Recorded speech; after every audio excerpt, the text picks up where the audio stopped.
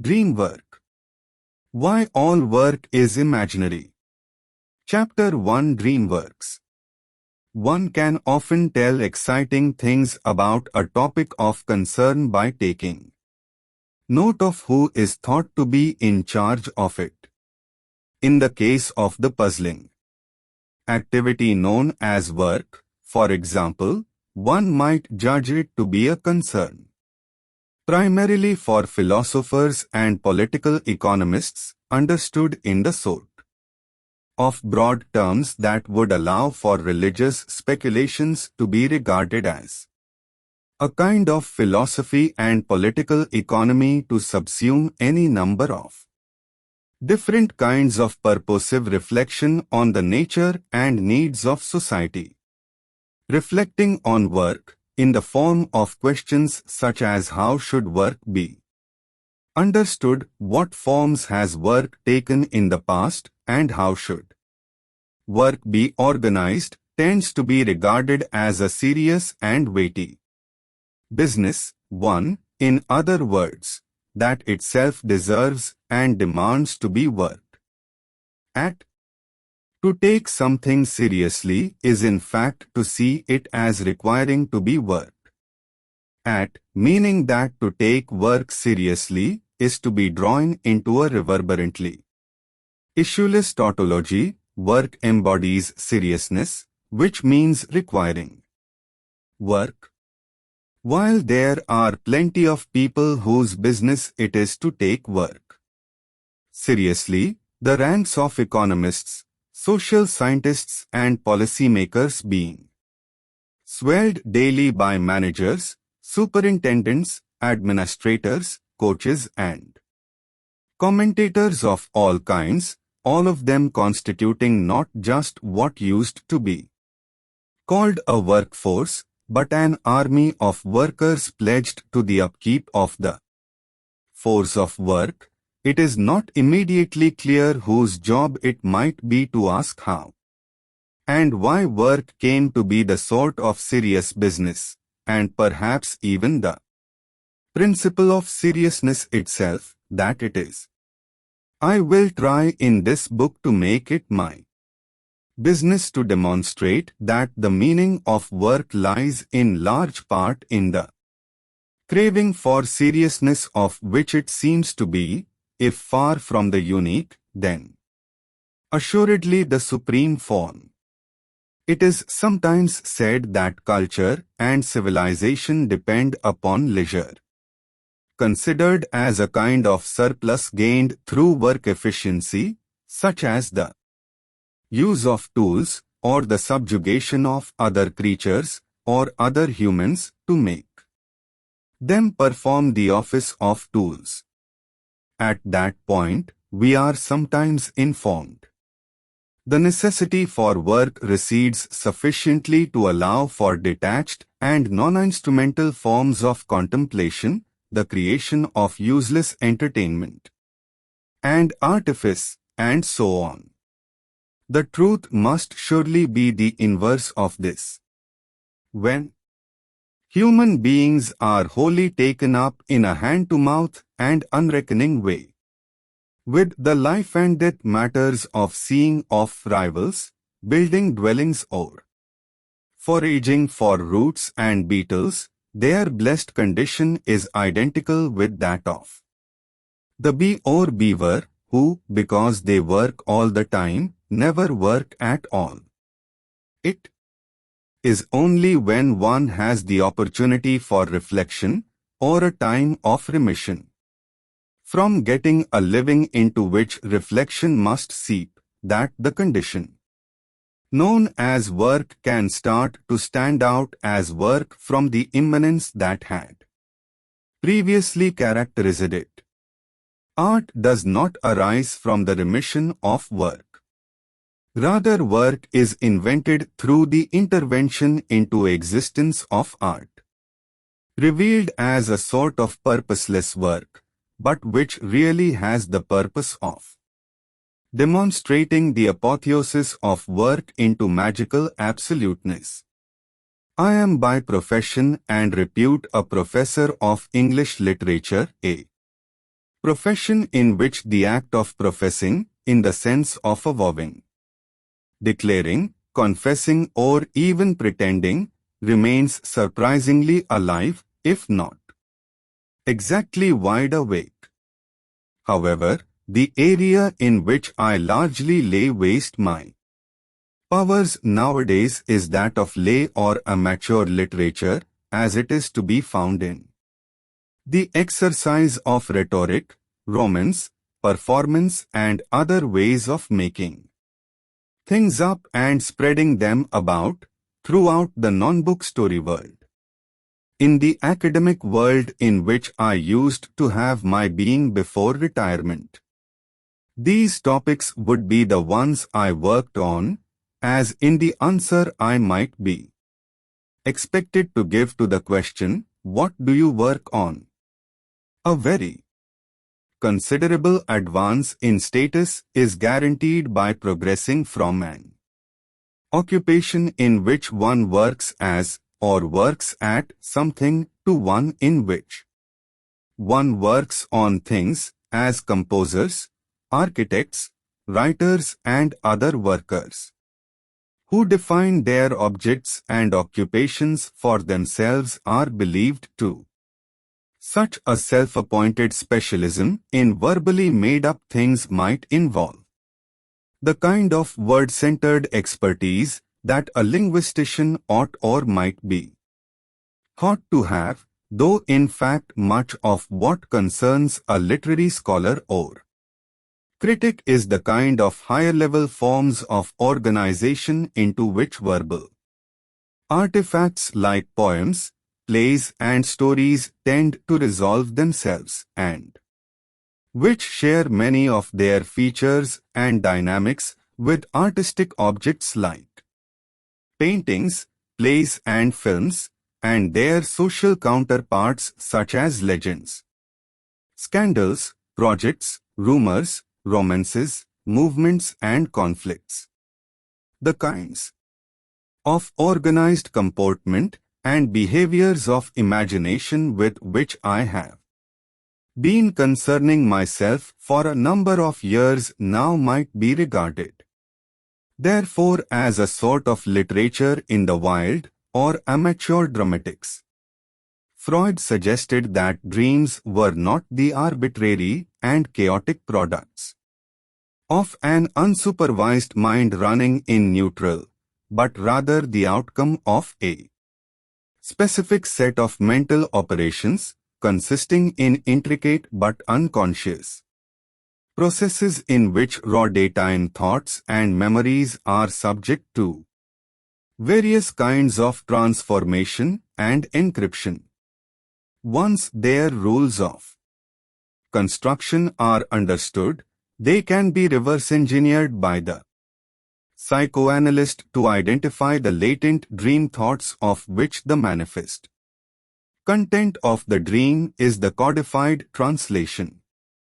Freud called this night shift, undertaken in the mind, if not self-consciously by it, dream work. Trauma beat. The title of this book partially inverts this idea to allow for a condensation of the work done in dreams and the dreams that we engineer about the nature of work. Just as Freud proposed the idea of dream work for the way in which dreams are formed, so one might postulate the existence of a vast domain, almost large enough to extend over the whole panorama of social life as such, of organized aromatics, though I promise that is the last that will be heard, in this book at least, of that term.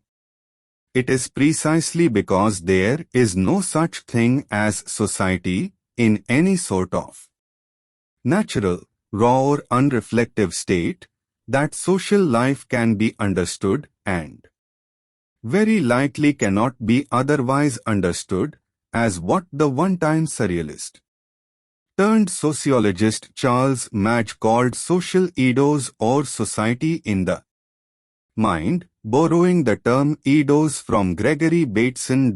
3 Given how actively we are all concerned, as both actors and audience, in the work of upkeep of this apparitional play, I prefer to see it as a kind of dream theatre.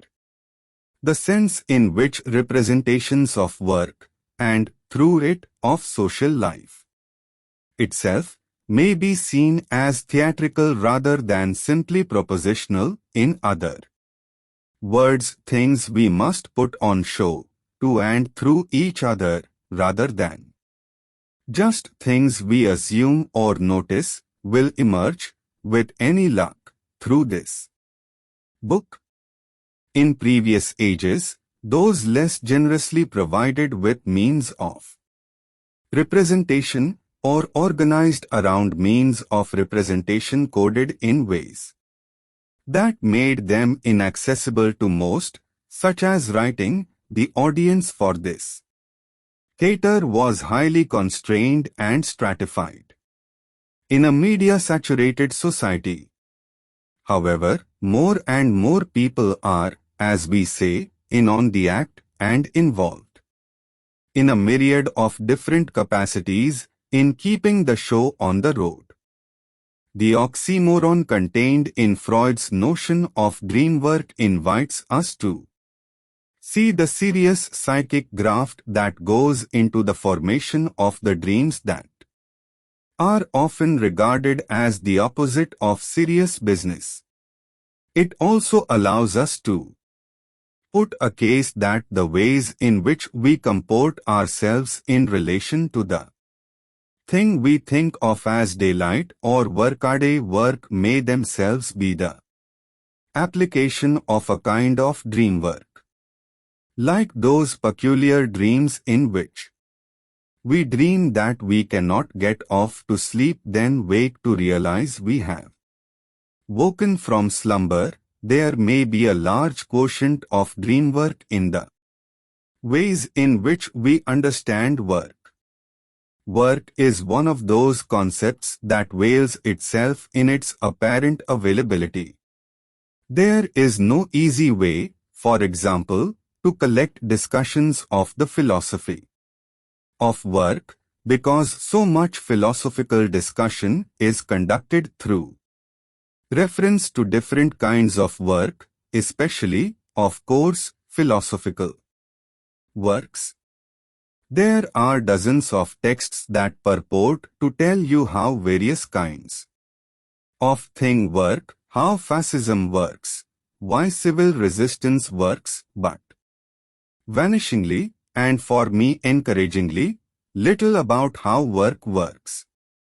Dreams, desires, and what in other contexts is called ideation are so busily at work in our thinking about almost anything that it is hard to get a fix on it. This, however, is just the offer that Joan B. Sula makes at the beginning of her valuable and suggestive book The Working Life. I invite the reader to explore the meaning of work with me by examining the historical and cultural presuppositions behind the meaning of work. I hope to give readers a place to stand so that they can examine their own ideas and expectations about work and the choices they have made about work and life. In my own case, I do not hope or expect whatever truth I may be able to intimate to make anyone free, or make their lives or work any better than they currently do or don't. I am interested in no more than unfolding some of the ways in which, in Sula's offhand but raking phrase, work works for us.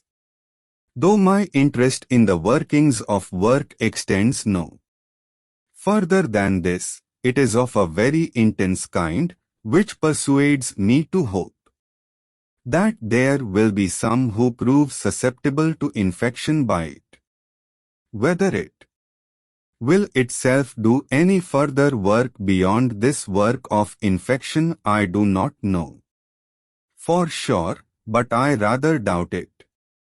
Some Enlightenment philosophers, unable to believe that sensate and intelligent persons of the past could seriously have believed in the myths and religious doctrines that prevailed in their times, developed the idea of the double doctrine that there was a sort of popular, everyday truth made up of foolish fictions, ludicrously feeble consolations and superstitious prejudices, the purpose of which was to keep the mass of ordinary, uneducated people stunned, amused, docile, apprehensive and, when required, up for a fight.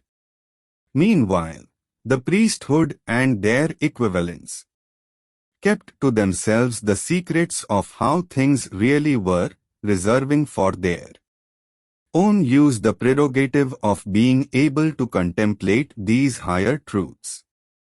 It may be that my readers will take me to be espousing a similar kind of elitist or conspiratorial double doctrine about the nature of work. If so, it will probably do no good for me to say that, though I think that understanding work really means making out the ways it works for us, I do not offer, let alone secretly harbor, any dream of enlightenment coming from this. I do not imagine that being offered understanding, or even the sensation of it, in the things I have it in mind to articulate about the phantasmatics of work, will either make it work better for us or, alternatively, sweep away the ectoplasmic flaws of dreams and fantasies to open up some new, radiantly sober prospect of things as in themselves they really are, leaving the world lying all before us. Dreamwork will likely not make you free, or bring you loss, or leave you very much happier than before. And so, and yet, with gloomy prudence thus forewarned, to work. Necessity. If work always has some serious meaning, in the sense of a meaning to do some decision, intentness, commitment, it is another kind of seriousness which we must be concerned with in thinking of work. This is the seriousness of the idea of work, the work, so to speak, which the idea of work does, the reflexive seriousness with which we take the different kinds of serious business constituted by work. The seriousness of work is a given, work performed unseriously is not a different kind of work, but a different kind of thing altogether from work. It is obvious from the way we feel and think about the things that are not work, that they are non-serious variations, reprieves or distractions from what we tend to think of as the serious business of work.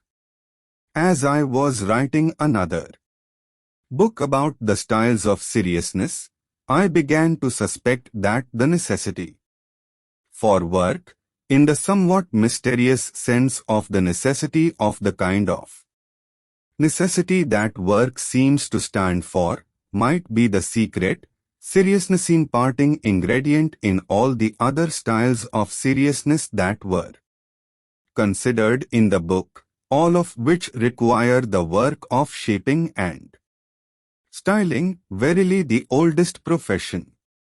To live seriously, I began to think, is to undertake the hard work of making over mere being into active doing, making living into a transitive verb, with a subject, the one doing the living, and an object, the life that they thereby contrive to live, or, as more often seems to be the important thing, have lived.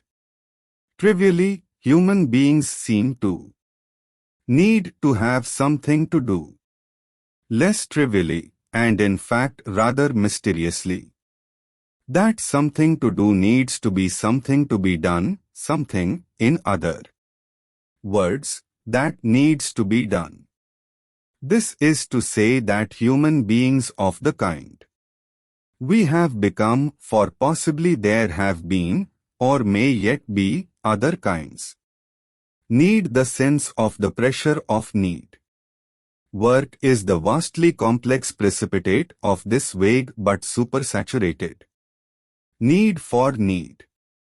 The need for need is a convergence of the two sides of the immensely intricate development of the verb need in English, the active sense of needing something, in the sense of having need of it, work, money, rest and so on, and the impersonal sense, usually coupled with a passive infinitive, in which we say that something needs to be done. Need brings together the ideas of lack and of coercion. My need for something is both the fact that it is lacking to me, and the force that lack seems to exercise upon me towards the making good of the lack, though perhaps I exercise it upon myself through the idea that needs must. We assume that we work because we are coerced into action in order to reduce lack, hunger, comfort, anonymity, sexual gratification. If I am right, we are also subject to coercion by the sense of the need for coercion itself.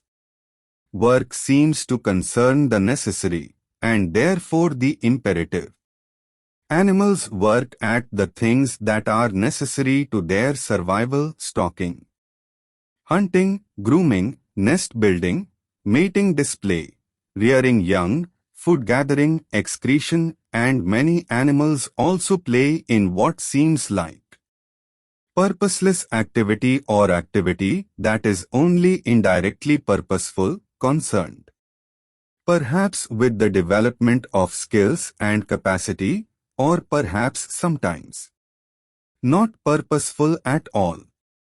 But it seems unlikely that they are serious about the serious business of work, or are therefore entirely serious about their play.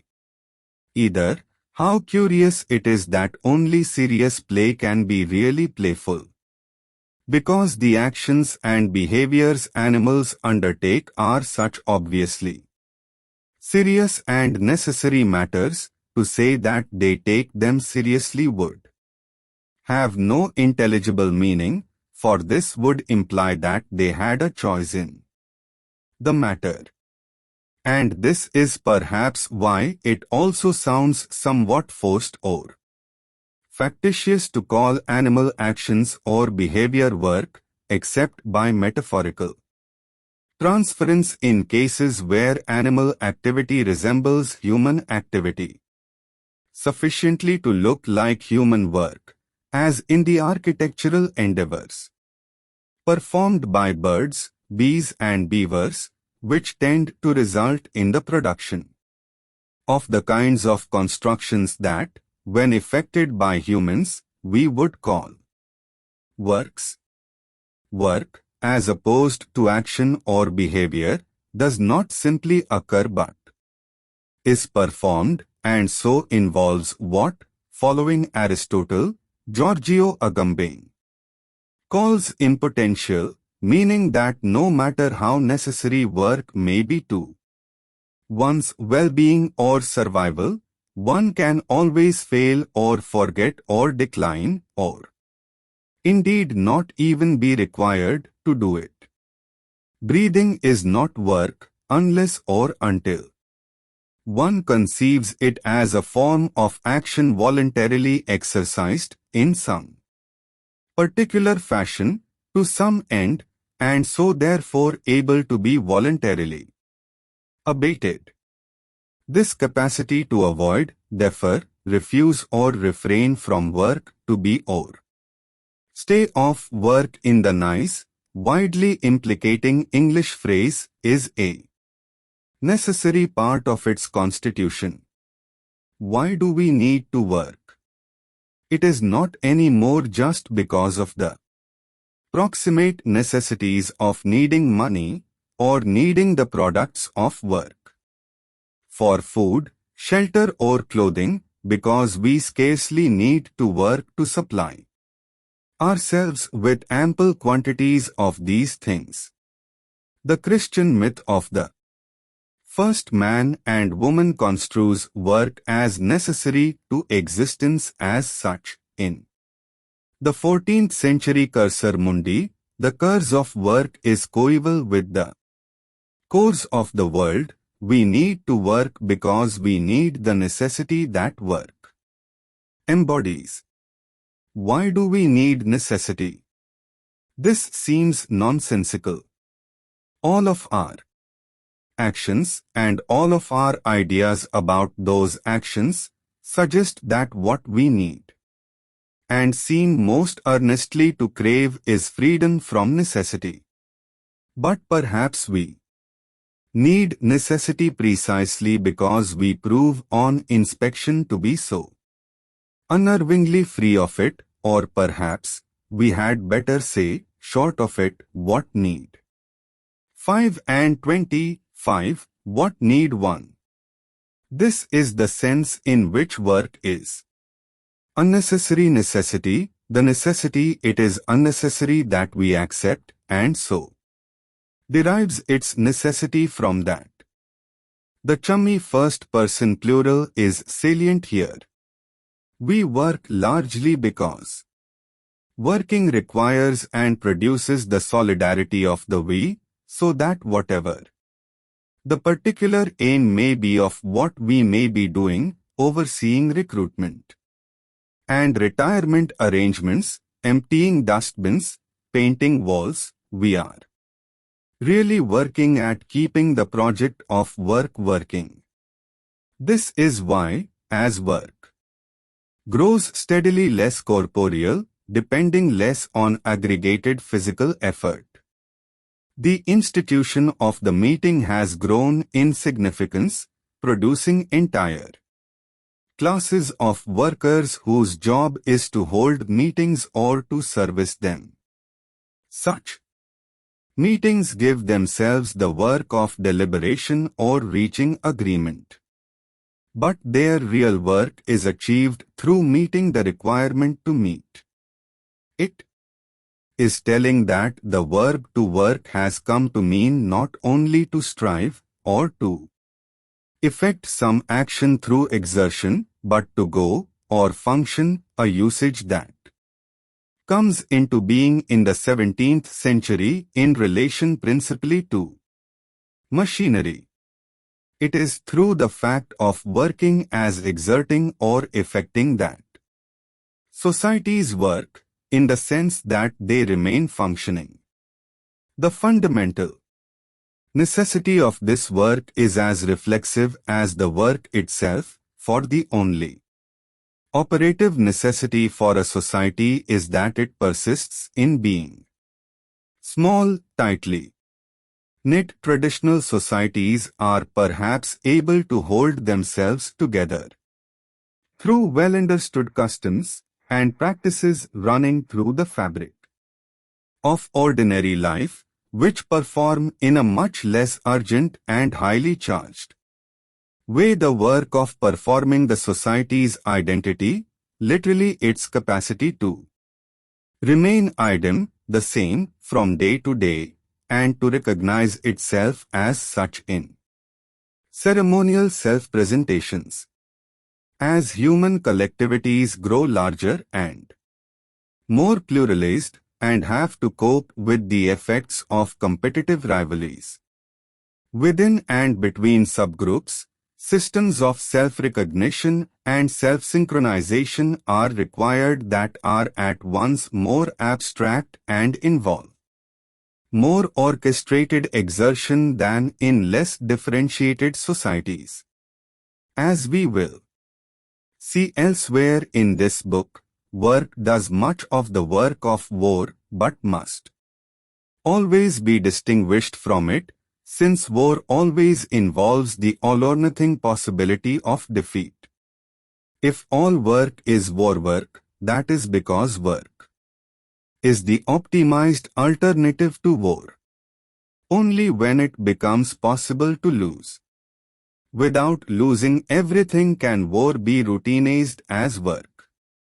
Organized work, and the customs, practices and institutions, along with the tightly woven affective fabric of wishes, dreads and ambitions that sustain it, provides the means for societies to maintain themselves continuously in being, maintaining themselves through the maintenance of exertion itself.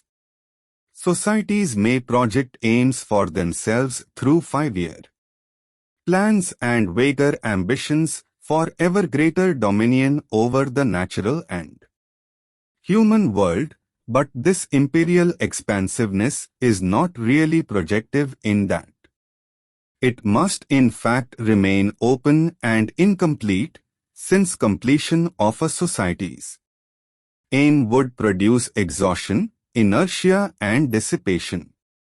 Societies bound by the mythos of work as collective striving grow in order to remain the same, or not to decay and disappear. By the same token, they remain in being through exerting themselves. Work always aims at some kind of completion, cessation or remission, keeping a society working in the way that projects of work do aims at ongoing incompletion, or the work only of keeping itself at work in being.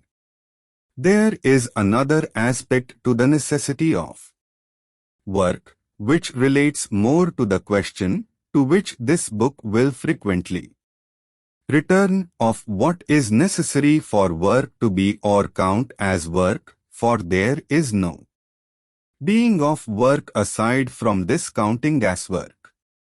There is something necessary to work that need not be necessary to any part of its action, in the way that aprons or gumboots, or obedience or alacrity, or accomplishment may be said to be. Though this complement of counting as work will never be a necessary part of the work itself, as practiced or enacted, it will nevertheless be the thing, and heavens, the only thing that makes it work. The only real thing about work is the fact that it is taken to be, or in the strong sense, imagined as work. Having one's work recognized has recently itself come to be recognized as a major component in the recognition by others that seems to be so important a part of one's social and personal being. But the necessity of having one's work recognized as useful, honest, honorable, authentic and so on is an accessory to a more fundamental and yet more elusive kind of recognition that is necessary for one's work to be work at all, or indeed for there to be such a thing as work in the world. This is the necessity, entirely unnecessary to any part of the performance of one's work, for it to be recognizable and so acknowledged as a kind of work. The essence of work, that which is essential for it to be work, is no part of the work itself. So not only is work action that it is unnecessary to perform in any absolute sense, it is also action that, in order to be known, shown and lived as work, depends on a necessity entirely exterior to itself. Alternatively, one might say that work is necessary, but its necessity is ritual rather than practical, where ritual implies belief delegated to or downloaded into practical action rather than the more abstract action of believing. For this reason, ritual is in fact enacted belief in the efficacy of one's action itself in forming and maintaining belief. The belief in the idea of work, the idea of practical action rather than its actuality, has sometimes seemed crazy, but its very craziness is also surely part of its efficacy. This is on the Tertullianic principle of credo quae absurdum, any idiot can believe in gravity, but to rely seriously on the Holy Ghost requires real gumption. Somewhat surprisingly, therefore, work embodies the necessity of action that it is not strictly necessary to perform in the way that, say, breathing or eating are supposed to be. Almost everything that is important about work funnels back to this principle that it is the necessity of the unnecessary. This is true even of the many kinds of coerced labor that might instantly be brought forward as an exception to this rule, and constantly are, from out and out slavery to the many different kinds of social and economic necessity that might require people to engage in different kinds of labor. But none of these is necessary in the sense that it is not possible to sustain existence without them. Slavery could only be an exception to the rule of the non-necessity of work for one who believed that it was ordained by nature or God that work should be performed in this manner. Slavery is an enormity not because it is coercion, but because it substitutes a false heteronymous coercion by another person for a genuine, autonomous act of willing self-coercion, or a willing subjection to what would otherwise be coercive. The words false and genuine in the previous sentence might well be epaulette with quotation marks, since I mean to imply by them assumed to be false and assumed to be genuine the determination of quite where the coercive force comes from in either case is much more difficult to make than to imagine. Indeed, the very existence of coerced labor, as though this were some kind of scandalous affront to a natural order of things, is an indication of the fact that work is always an effect of forcing, urging or coercion against a background of resistance, inertia or indifference. Even where work is voluntary, it must, to be considered as work, always seem to be the product of some impulsion, or itself exert some force towards some end. What we mean by coerced labor is labor coerced in certain unacceptable ways. Since, though labor can certainly be freely or voluntarily performed, there can be no labor free of coercion.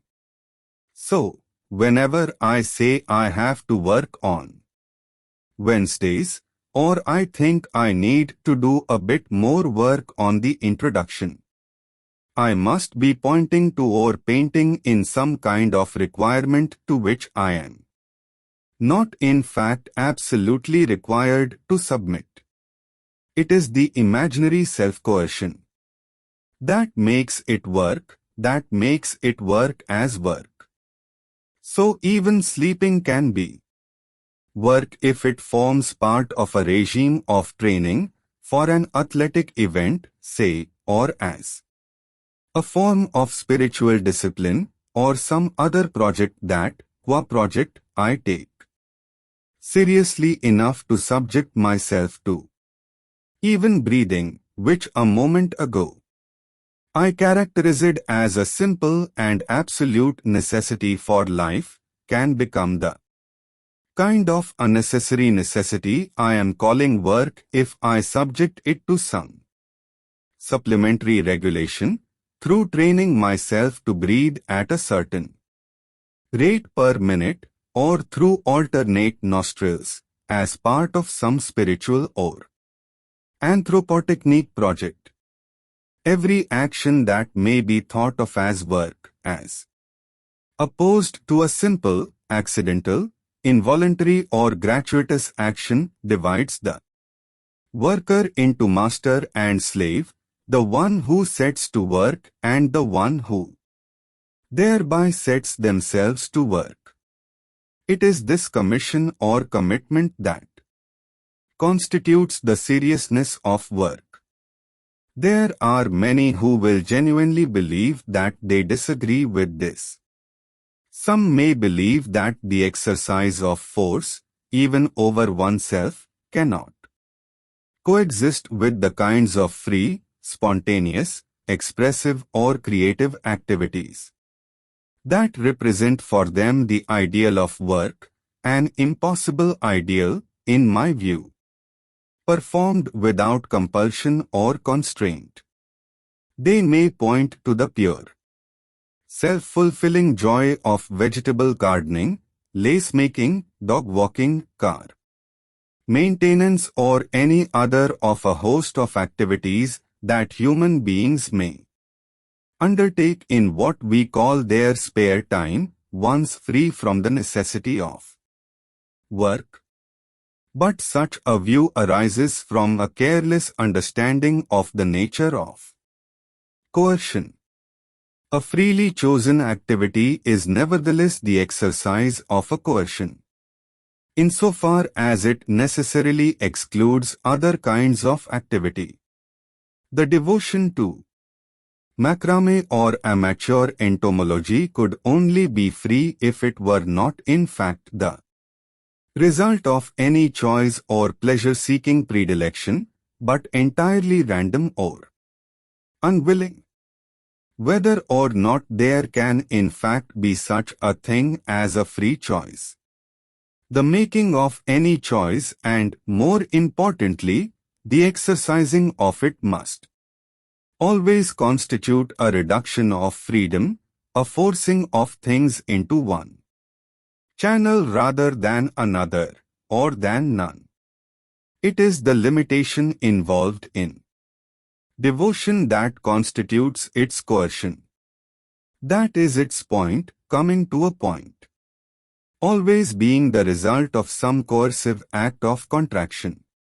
So, on the one hand, forced labor cannot really exist, since you cannot in fact really be laboring if you are simply being forced to, but only pretending to. Forced labor is false labor, labor under these circumstances being just a joke name for forcing people to perform actions that, if voluntarily performed by others, would count as work. On the other hand, there is no labor that does not involve some kind of force, either through self-coercion or consent to the coercion of another, since coercion is what distinguishes just doing things from doing work, or doing things workways. This is a very disconcerting state of affairs, and accounts for the ways in which the idea of work reaches so far into our conceptions of what it might ever mean to act freely. What we mean by work, or do our best to mean, so hard is it to keep tabs on what we really do mean, is some reflexive relation, usually of a rather slippery or occult kind, between choice and coercion, coercion chosen, or the coercion of choice.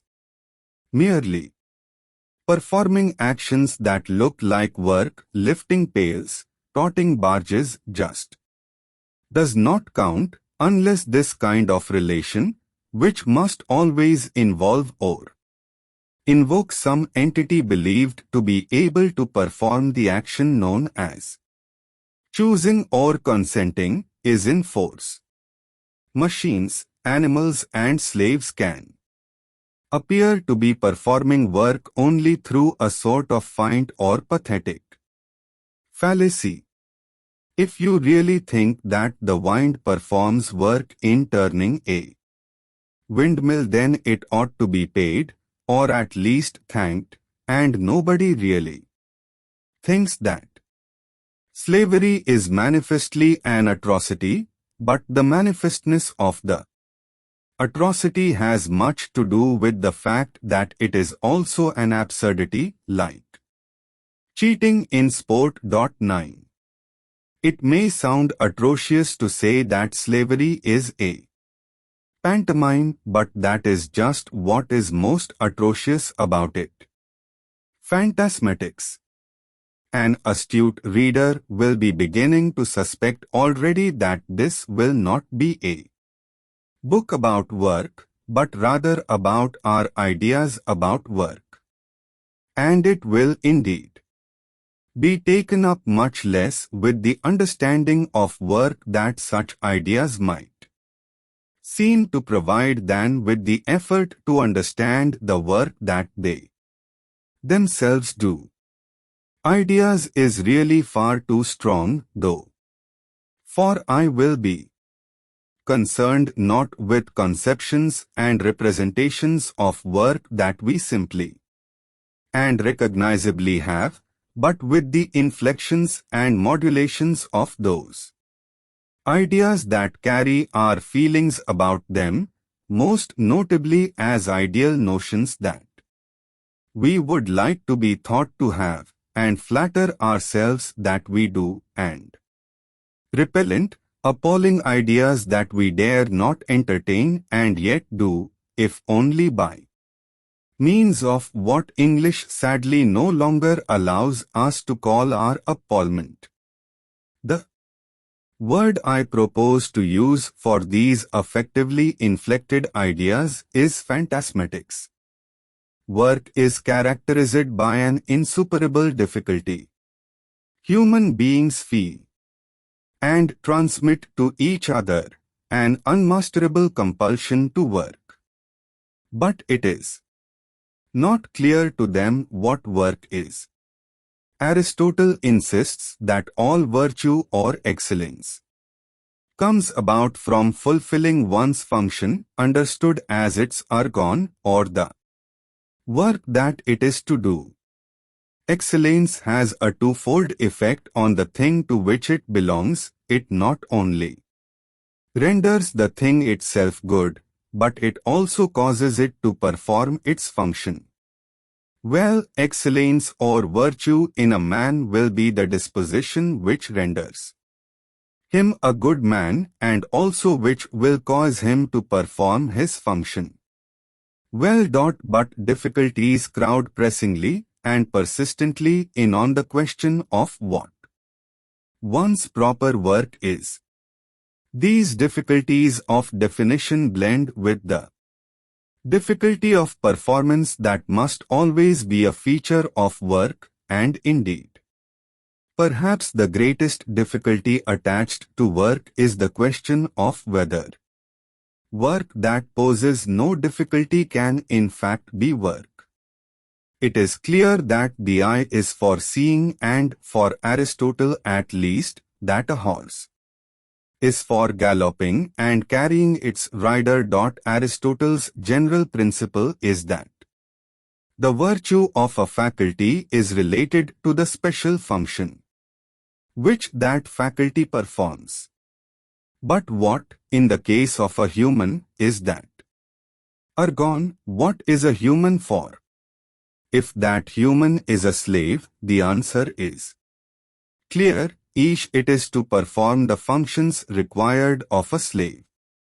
Yet if a human is not a slave, if a human has the right to self-indenture to one project or another without the necessity of doing so, what then is a human for? What is a human's proper work?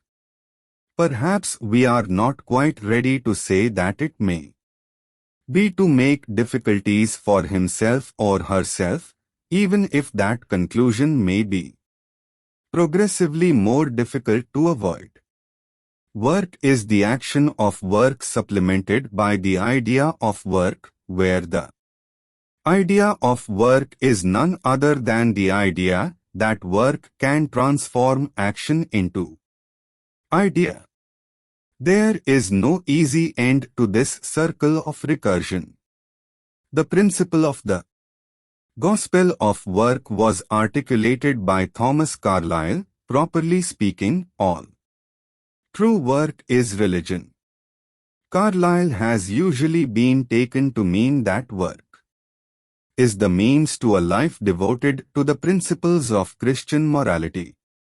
But his words may be taken in a much stronger, stranger sense, that work is identical with something like a religious, even perhaps a positively mystical principle.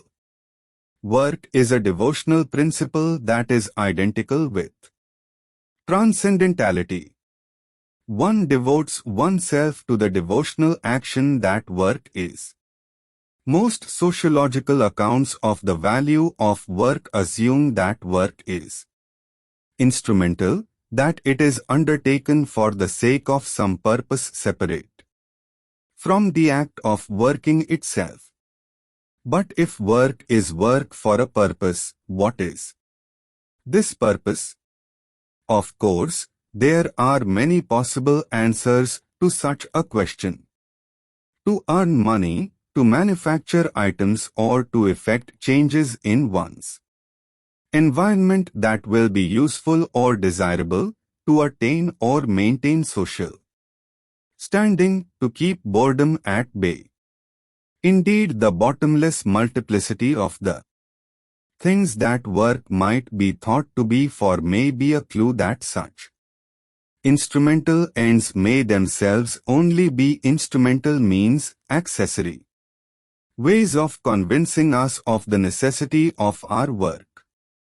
The fact that there are so many different reasons to work might seem like a voluble hint that they are in fact excuses or pretexts for work, ways for us to experience the work as necessary or purposive.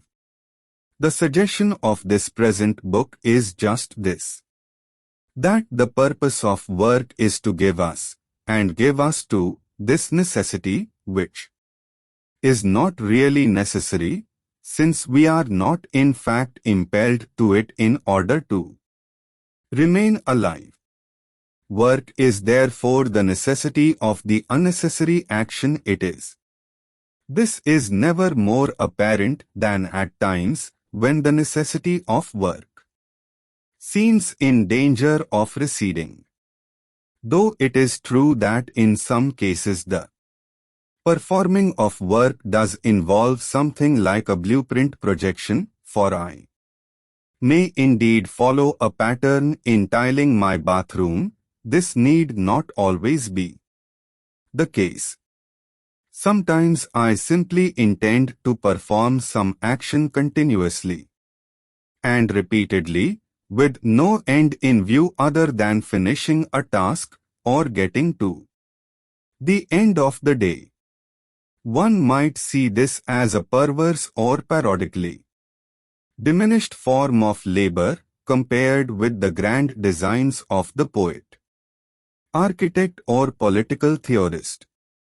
But it does seem nevertheless that labor must always accommodate or allow some idea of itself, some doubling of pure action, that it is a kind of work.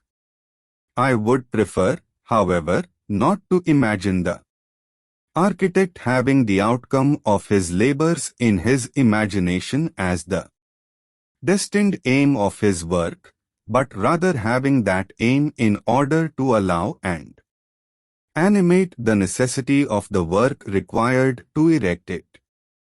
Phenomenologically, the working is for the sake of the work that it is intended to bring about. Phantasmatically, the work is for the sake of the working. We can dramatize some of the difficulties involved in defining the act of working by reference to an example that J. L. Austin gives in the course of his 1958 essay Pretending. That chap over there, he is all right, I suppose. He is cleaning the windows. Him, he is pretending to be cleaning the windows right enough. Cleaning 'em a treat too, but I seen him taking note of the valuables. Through 'em all the time. So, in this setup, the burglar, whether actual or aspirant, for this might well be his inaugural temptation, is obscuring his real intent by his pretense of being a window cleaner. Austin invites us to wonder what pretending to clean windows means here, whether the simulation involved in using window cleaning as a cover for some other purpose is different, for example, from the kind of pretending that might be involved for an actor performing a window cleaning scene for the benefit of a long-range camera.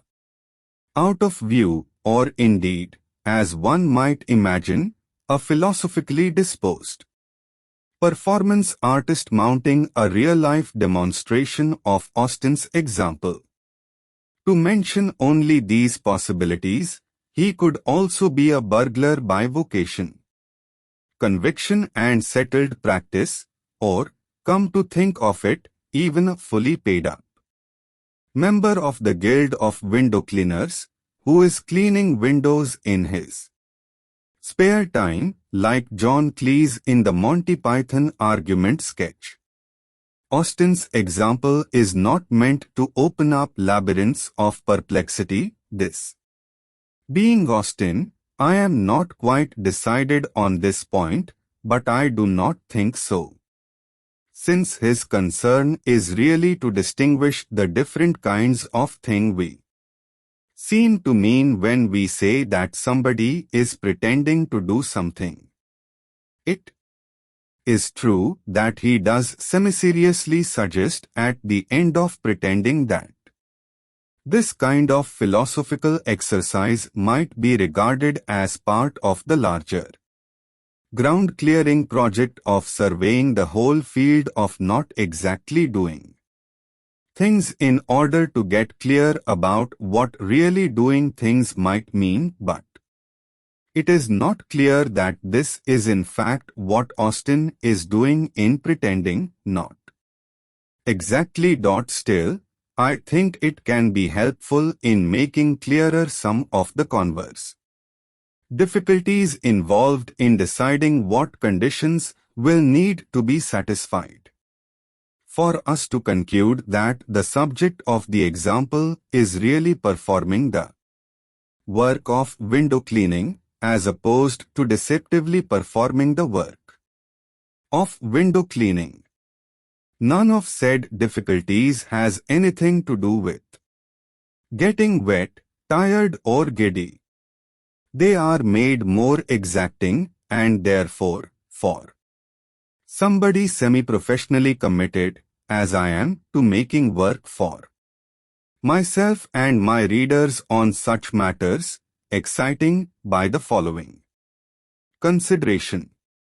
It might well be thought that cleaning the windows of a house one is intending to burgle, while undoubtedly doubling as a cover for one's inspection of the rooms to establish the most likely location of valuables, could be a very useful preliminary to that inspection if performed in earnest, in procuring a view of the interior unimpeded by cobwebs and grime.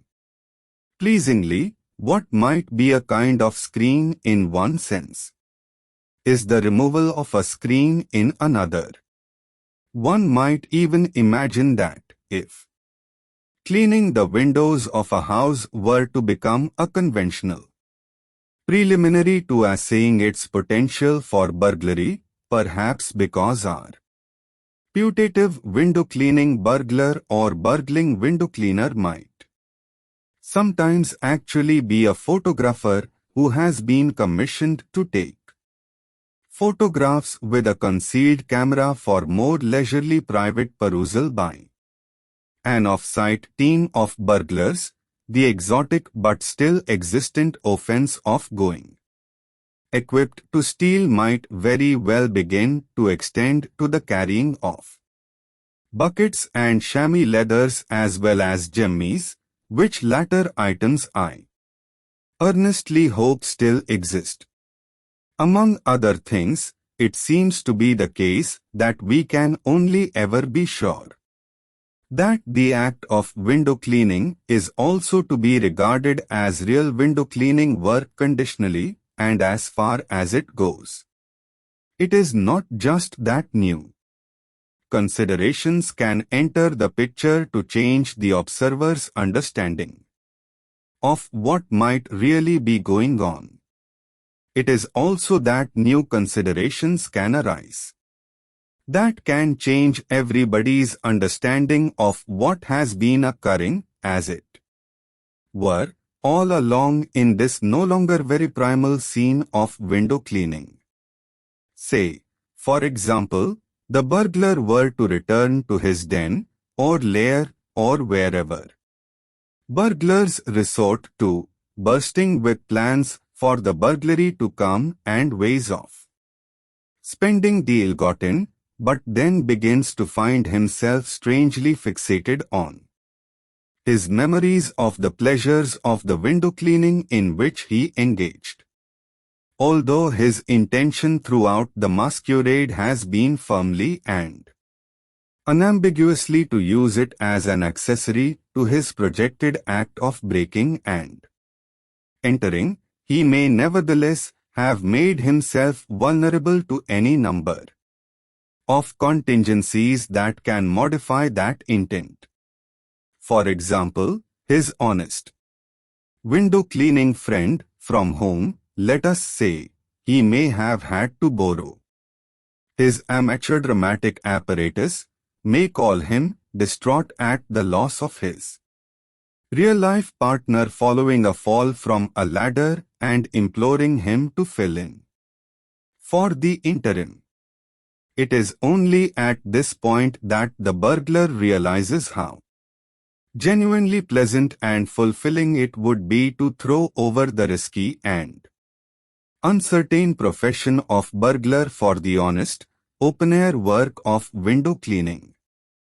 Looking back, he might even come to see the episode of crooked window cleaning as a genuine apprenticeship in the straight and narrow work to which he has hereafter devoted his life. If so, what at one moment was not work, but pretense, will have been transformed by later circumstances into the beginning of real work, which is to say, real work. Work is never merely executive, in other words, since it must always also be performative, must always involve a formal acting out of the action of which it consists.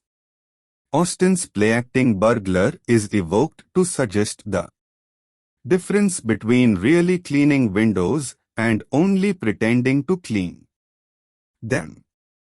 But if somebody, let us say a window cleaner, for example, though they would not need this professional accreditation, is cleaning windows for real, they are also performing, only in a different way, in the sense in which we say that we perform a task. What the burglar is doing is pretending to be engaged in the complex kind of real pretending that the work of cleaning windows involves. The real difference is between the shower of rain that accidentally and with no kind of benefice washes the windows clean and the man who arrives with all the properties incident to his salutary office, ladder, bucket, chamois. Both actions render the windows clean, but only the latter performs the kind of work known as window cleaning. This may seem like a confirmation of the suggestion just made that the work of window cleaning must conjoin an action to an intention that it enacts. The cloudburst does not mean to clean the windows, so does not do the work of window cleaning that a window cleaner does, except through a metaphorical transference that confirms the difference between them. And what if the windows are already gleaming, perhaps because they have been the subject of assiduous attention by an aspirant burglar for an hour or so before the arrival of the actual or official window cleaner? If the window cleaner decides to go ahead with the work of cleaning the windows, nevertheless, or is instructed to do so by their foreman, even if their professional judgment tells them that there is no prospect of getting them any cleaner, so glitteringly thorough has the pretense of the burglar been. Does this mean that, when they set nevertheless to the superfluous work of sopping and wiping, they are not really working, but like the burglar, who by this time is doubtless already inside rummaging through drawers, only pretending to work? Assuredly not, since the work known as cleaning windows does not require there to be windows dirty enough to require cleaning. Doing work does not require there to be work to do, only, as noted above, that there be work to be done. Indeed, I have hopes of making good the suggestion that work requires there to be no absolute requirement that the work in question be done. The work of the window cleaner is governed by the intention, not of making windows clean, or at least in some discernible measure cleaner than before, but of performing the work known as window cleaning. An obsessive-compulsive window cleaner who insisted on cleaning the windows of his house hourly might very well be performing unnecessary or supererogatory work, but it would be surpassing strange to say that they were not, for that reason, actually cleaning windows at all. Work, or the philosophically exalted form of it known as labor, has been mightily bound up with questions of value and reward. Marx proposed, in the formalization he gave to traditional ideas of work, which has become known as the labor theory of value, that the value of an object is measurable, and indeed only measurable, in terms of the amount of labor put into it. Labor thereby becomes an ultimate measure of value. This appears to put labor into the world of absolute and external quantities, alongside the quantities of energy measured in the thermodynamic theory of Clausius. Its principal intention and effect has been to make work a foundation, a measure of value that is absolutely independent of price. Given the amount of destruction wrought in its name, the number of people who have perished to secure it, and the social arrangements that are believed to be predicated upon it, the labor theory of value may be regarded as the most igneous of fatuities. The masquerading window cleaners can be summoned to the scene again. A plausible reading of their action might be that they are indeed working, just not for their putative employer. They are at work on their own account, pursuing the business of planning a burglary. This might appear to remove the idea of work savingly from the realm of pantomime, where it seems like to cause so much difficulty for the mind, and perhaps for other things besides, to the realm of measurable and exchangeable actuality. In pretending to work as a window cleaner, the burglar is now revealed to be assiduously engaged in a work of imposture that is part of the stock-in-trade of the ancient and honorable profession of housebreaker. Like the beggar who assiduously displays their idleness, he or she is going, if not exactly hammer and tongs then chamois and bucket, at manufacturing the spectacle of work. As a self-employed burglar, he or she is in fact operating as a part-time actor. On this account, their imposture of work actually seems to clear the idea of work of the charge of imposture. It is easy to multiply examples of actions that similarly seem to be identical with actions of work, but are not. There are many kinds of work.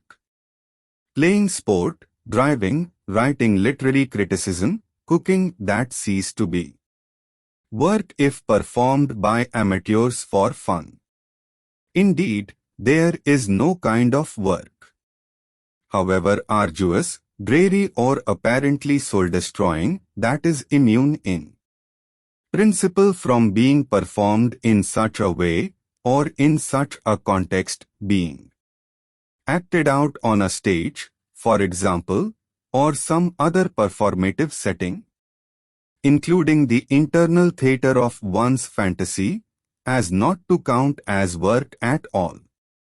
So, in the case of the burglar window cleaners, much seems to depend on what we, or they, make of whatever it is we take them to be up to in their lathery charade, rather than on what it is in itself. If one were really trying to determine the value of their labor, one would have to include in it some preconception of the value of that labor, not as a certain or ascertainable amount of toil and trouble, but as a sort of projection or preconception.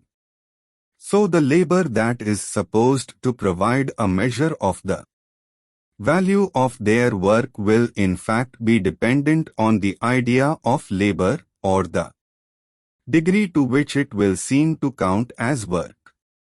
Indeed, one might say that this is in large part wrapped up in the occult operations of the word labor itself. As so often in English, the Latinate word does some extra symbolic affective lifting, and so appears culturally more cooked than the primary Germanic word, work. The charge exerted by the words labor and work form a complex chiasmus. Labor signifies, first of all, a lower, less dignified and ennobling form of work. According to the distinction made by Hannah Arendt, labor belongs to the sphere of unproductive work, driven by necessity rather than the free exercise of power involved in work. Labor is typically much more exacting than mere work. Hard labor is the name given to arduous work imposed as punishment. There is no easy or straightforward equivalent to the term laborious derived from work, since working or workade do not focus On the suffering associated with work. As Arendt notices, labor cannot be used to refer to the product of labor, as work can. And yet, labor also has an elevated status compared with work. The labor of childbirth enacts just this passage between ignoble striving and dignified work. Labor is used by economic and political theorists to signify the concept of work as well as the exercise of it. The use of the word labor to signify the class of those who work, mostly in manual occupations and their interests, would lead to the formation of the Labour Party in the United Kingdom in 1900. The name of the Socialist Workers' Party, formed in 1950, offered a desublimation of labor back into the immediacy and honesty of work, even as it borrowed the sublimation effect of the word worker in socialist discourse. The transition is oddly evidenced in the rapid evolution of the party's paper, formed in 1961, from industrial worker to labor worker, and then to socialist worker. Although other languages make similar kinds of distinction between different styles of work and different attitudes towards them, labor and work derive much of their force from the double-column accounting system provided by the co-presence of words of Latin and Germanic origin in English. The chiasmatic force of labor, which means arduous and sometimes unproductive toil, and yet also embodies an abstract understanding of that process, represents a coming together of the ideal and actual that are often split between the Latin and the Germanic. Much of the charisma of labor derives from its use in the King James Bible, in which there is a tendency, though a very uneven one, for labor to signify dutiful struggle and work to signify accomplishment.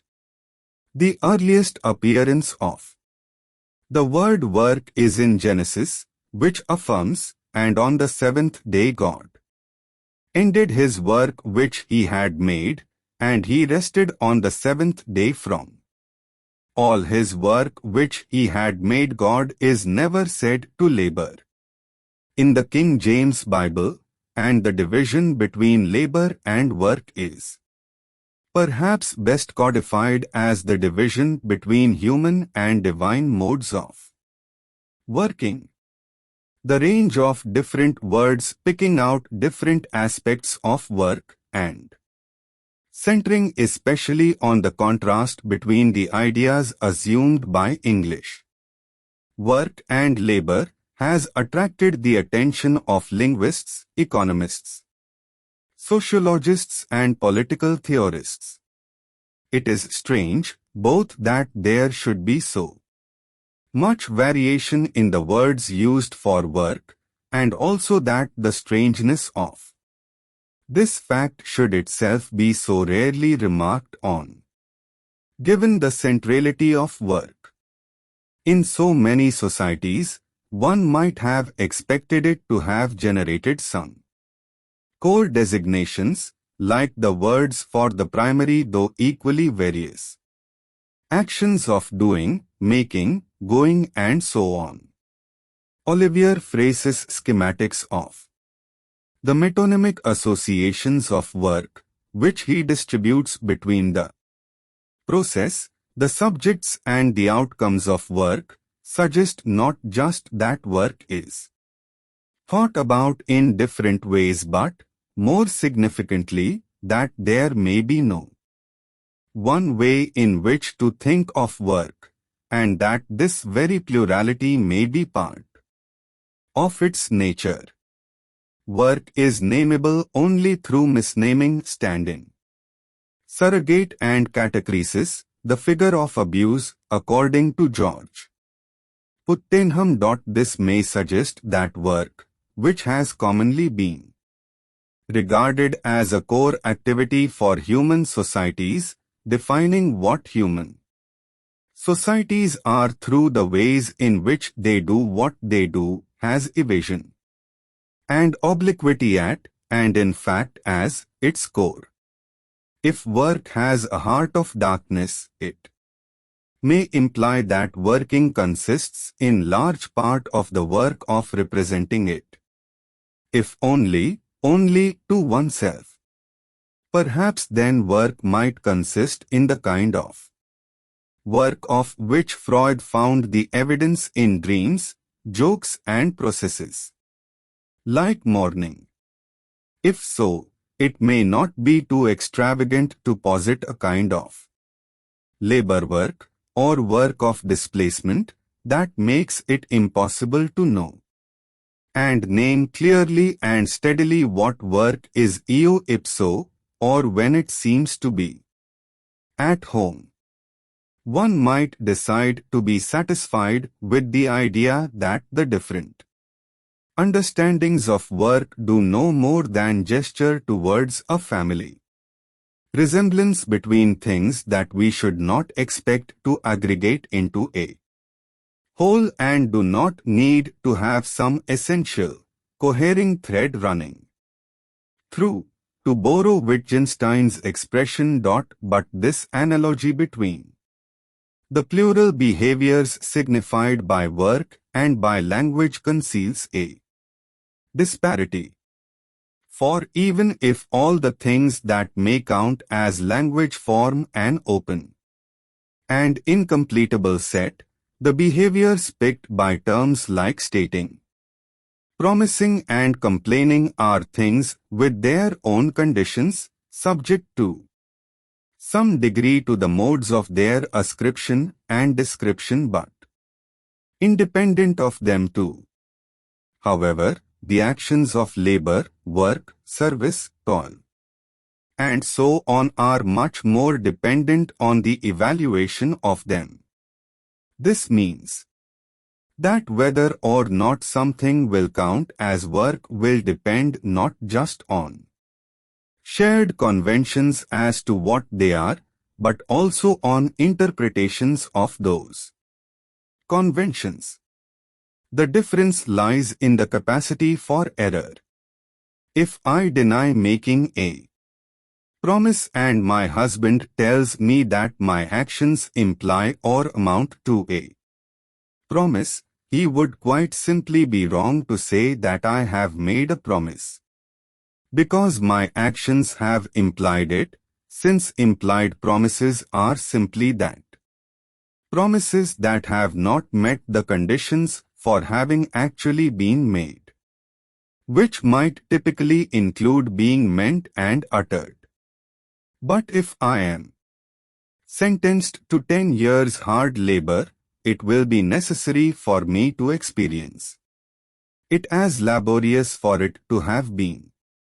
It will do no good for me to protest to the governor that I have been promised labor, if only in the negative form of promise constituted by a penal sentence, but have not got it, finding, as I have, the daily breaking of stones or digging of ditches health-giving and rewarding for the experience and expectations of the judicial authorities, will reasonably lead them to think that prisoners will experience those activities as hard labor. This is a case in which what qualifies indisputably as hard labor from one point of view is disqualified from another. The governor can do no more than shrug and say, well, most people would find the prison regime pretty arduous. It would be perverse though understandable for her to tell me that I am plain wrong about the matter, because there are actually no Shared frames of reference, only a kind of guesswork, if admittedly of quite a predictable kind, as to what will count as hard labor. The point becomes clearer and more familiar with the opposite case, in which I seem, from an external point of view, to be doing work while from my own point of view I emphatically am not. This case is, if anything, even more enigmatic, even if it is much more familiar. The intervention of communicative representational media allows for actions that I do not experience as any kind of work, like searching the internet for videos of talking dogs, to be taken as what is called data, and for that data to be captured and exploited. Put to work, in other words, for different kinds of purposes, most innocently, for the purposes of selling me this kind of video, less innocently, perhaps for inferring my voting intentions, variations in my blood pressure, the likelihood of my carrying out high school massacres, and so on. That profits can be made from the attention paid to my attention produces a swelling sense of outrage in some commentators at the idea that, because some process has made my activity look like work, from which profits might be made, I must in fact be regarded as working without meaning to, such that what must now start to be called my labor must greedily and unjustly be appropriated in such a process. In fact, strange and exotic as this may seem, the fact that I can retroactively be thought of as having performed some kind of work by means of some work being performed on my actions, meaning in turn that I am worked on involuntarily in such a way as to transform me into a worker, is a very common state of affairs in nature. The use of sails to propel a boat, grind corn or generate electricity extracts work from the wind by performing work on it, but only in a metaphorical sense can it be said to make the wind perform work, even if this idea remains an important part of the phantasmatics of the idea of work. Labor is not a different kind of activity from work, but a specific ideation or act of recognition with regard to an activity that might otherwise be taken to be something else, for example work, call, service or even play. In fact, the exchangeability of work with idleness is one of the most powerfully recurrent apprehensions in the phantasmatics of work, especially in contemporary experience. The different modulations of work, labor, travail, toil and trouble are not simple objects in the world, like daffodils, DNA and demonstratives, but intentional objects, like wars, weeds and wives. What makes work different from weeds and wives as a category is the fact that the idea of work performs a secondary function of what might be called quasi-ontological insistence, by which I mean acting as a proof of absolute and non-falsifiable existence in itself. The coil which makes for a particular friction of actuality and category, even if in reality it is founded on a principle of je ne sais quoi, is what makes work seem more like war than weeds or wives. The phrase "don't you know there is a war on" is a hint at how non-self-evident a war actually is, since war, like work, is of necessity something more than the blood, sweat and tears. The gap between desire and definition is filled by the substitutive or compensatory work of phantasmatics. Phantasmatics consists largely of the formation of projects, enterprises and undertakings, possibilities that we bend our lives to making actual, in the hope that possibly they will turn out to be, or be able at least at length to be taken to be, the fulfillment of our own most are gone. The long and successfully sustained work of these phantasmatics is aimed at having fulfilled the condition of freely chosen coercion. We will see in Chapter 2 that it matters that work should be what is called real work. The German Wirklichkeit means reality, signaling the Wirklich as that which worked, works. The concern with the reality of our work is one of its leading features, a little as romantic love is always supposed to be qualifiable as true love. We can never simply do our work, for we must always do something supplementary in or to or through that doing, or whatever the work consists of, sweeping, sorting, fetching, carrying or commanding, to have it qualify as work. Work performs an indispensable work of definition, defining us severally as tinker, tailor, soldier, sailor, solicitor, and yet work itself can never be self-evident, self-defining or self-underwriting. This accounts for much of the conspicuous theatricality involved in work, the apparatus of costume, posture, gesture, rhythm and locution, as well as the changes of pace and place that belong to work and serve to mark it off from non-working activity. Hence probably all of those expressions that imply some transitional state or action required for one to move from a condition of not working to working, setting someone to work, getting to work on something. As we will see in Chapter 3, to work is to be at work, as though working were not just an action, but an action of attendance, or being in some particular place.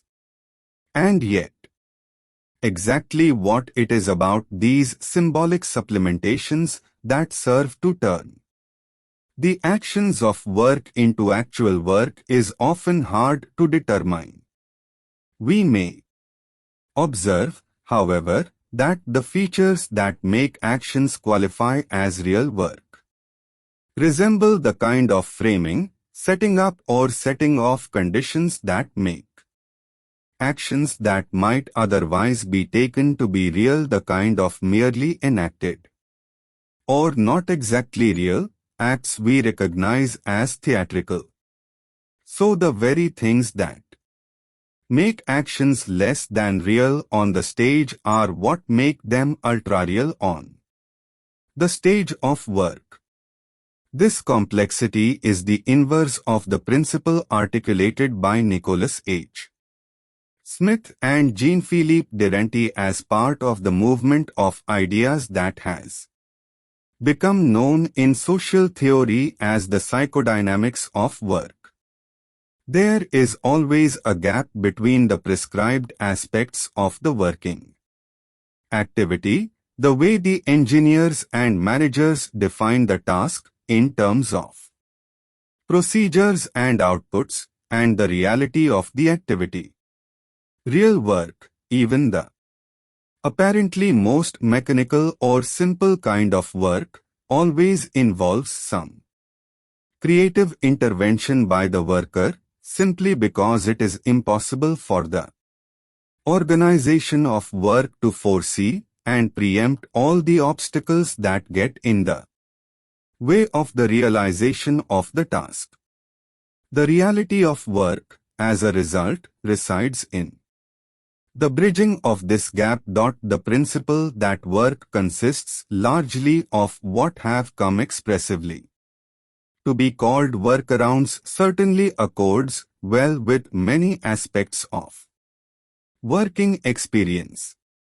But it is also the case and when it comes to accounting for what work is rather than how it is performed, more fundamentally so, that work must always be realized by bridging the gap in the opposite direction, from the performing to the to be performed, or, in the terms I once tendered, the performance to the performandum of work. The prescription of a task can exist independently of the fudges, fiddles and forcings by which it actually gets accomplished, but the workaround must always work around some work prescribed for it. A workaround for the task of building a brick wall that consisted in taking oneself off to watch cricket instead would not normally be regarded as just an unorthodox way of getting the job done, since it would sever this relation between the task and its manner of accomplishment completely.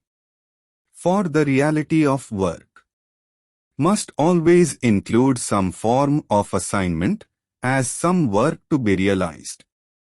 The form of this realization will always differ, in some degree or another, from the model, but its very differing maintains a relation, however apparently irresponsible, to its assignment that is absolute, at least whenever one is talking about something that will seem to count as work. For the relation between an exaction and its enactment is essential for something to count as work, even if the way in which a given task is to be performed seems entirely unprescribed, as in some programmatic work of performance art. Spend the next 5 minutes performing some action that might otherwise be unlikely to occur to you to do. It must be assigned, programmed or underwritten as a task to be done if it is to count as work, or the realization of a work task is probably from Latin taxere, to touch, sharply, censure, rate, reckon or judge. To undertake a task is to submit oneself to this process of estimation, whereby something will be accounted as having been work, whether through the process of payment or reward, or more generally through acknowledgement that the work performed could indeed count as work, or the specific work that has been commissioned.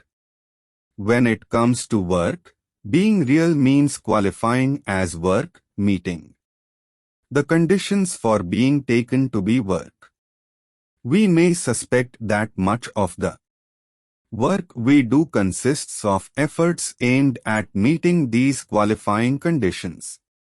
A large part of the purpose and even practice of work is not in order to realize the ostensible aims of the work, but rather to have succeeded in being acknowledged to have been at work, and in the specific way required.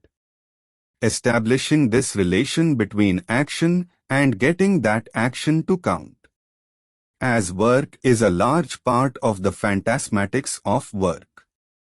Phantasmatics refers to fantasy, defined not as fiction or fable but as representations of things invested with value, whether positive or aversive. Fantasy, in my usage, is characterized not by falsity but by force, not by whether something is true or not, but by the pressure of wanting it to be true, whatever we may suspect or believe about that truth.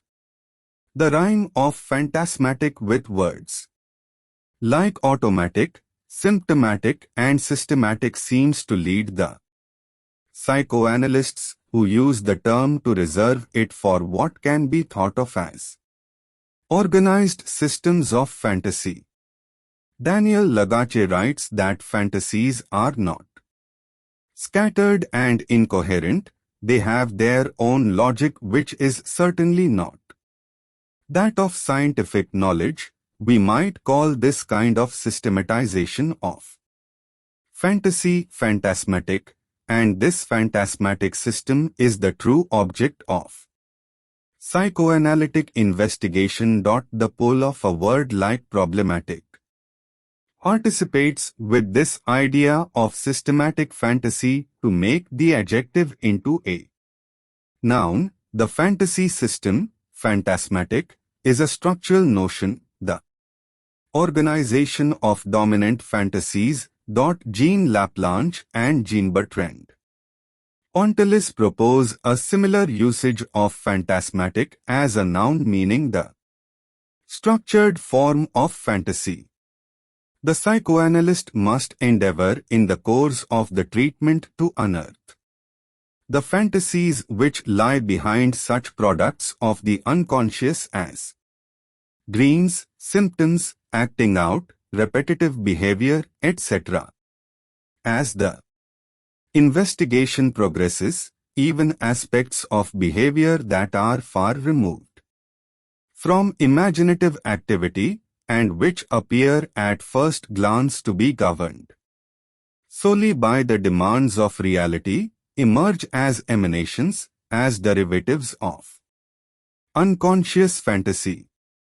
In the light of this evidence, it is the subject's life as a whole which is seen to be shaped and ordered by what might be called, in order to stress this structuring action, a phantasmatic. Didier Anzieu uses the word to describe the way in which the life and work of Goethe struck the young Freud. Freud was guided not so much by Goethe himself, a learned and inventive man with an encyclopedic mind, as by a mythology of nature, which, although only a pastiche of Goethe, struck a chord in his personal phantasmatic. The phrase transcendental phantasmatic has been proposed to designate the idea of an archaic inheritance involving both symbolism and also the set of Urfantasium, which reflect humanity's past and have become constitutive of the mind. There are many points of overlap between what I represent here as the phantasmatics of work and the movement to which I have already alluded, centered on the work of Christophe Digers and others from the 1980s onward, that has come to be designated the psychodynamics of work. There are indeed overlaps between the two attitudes to the question of work, most particularly in the shared understanding that the meaning of work is as much phenomenological as economic or political. For the psychodynamics of work, as for the phantasmatics that I make out here, what matters about work is as much the way in which it subjectively matters to the worker as the ways in which it is organized and the outcomes it may be intended to have in the world. The difference between the psychodynamics of work and my phantasmatics of work lies in the normative dimension of work associated with the former term. Christophe Digers focused in his earlier writings on the psychopathology of work, aiming to identify and help to alleviate the characteristic psychological maladies to which working gave rise.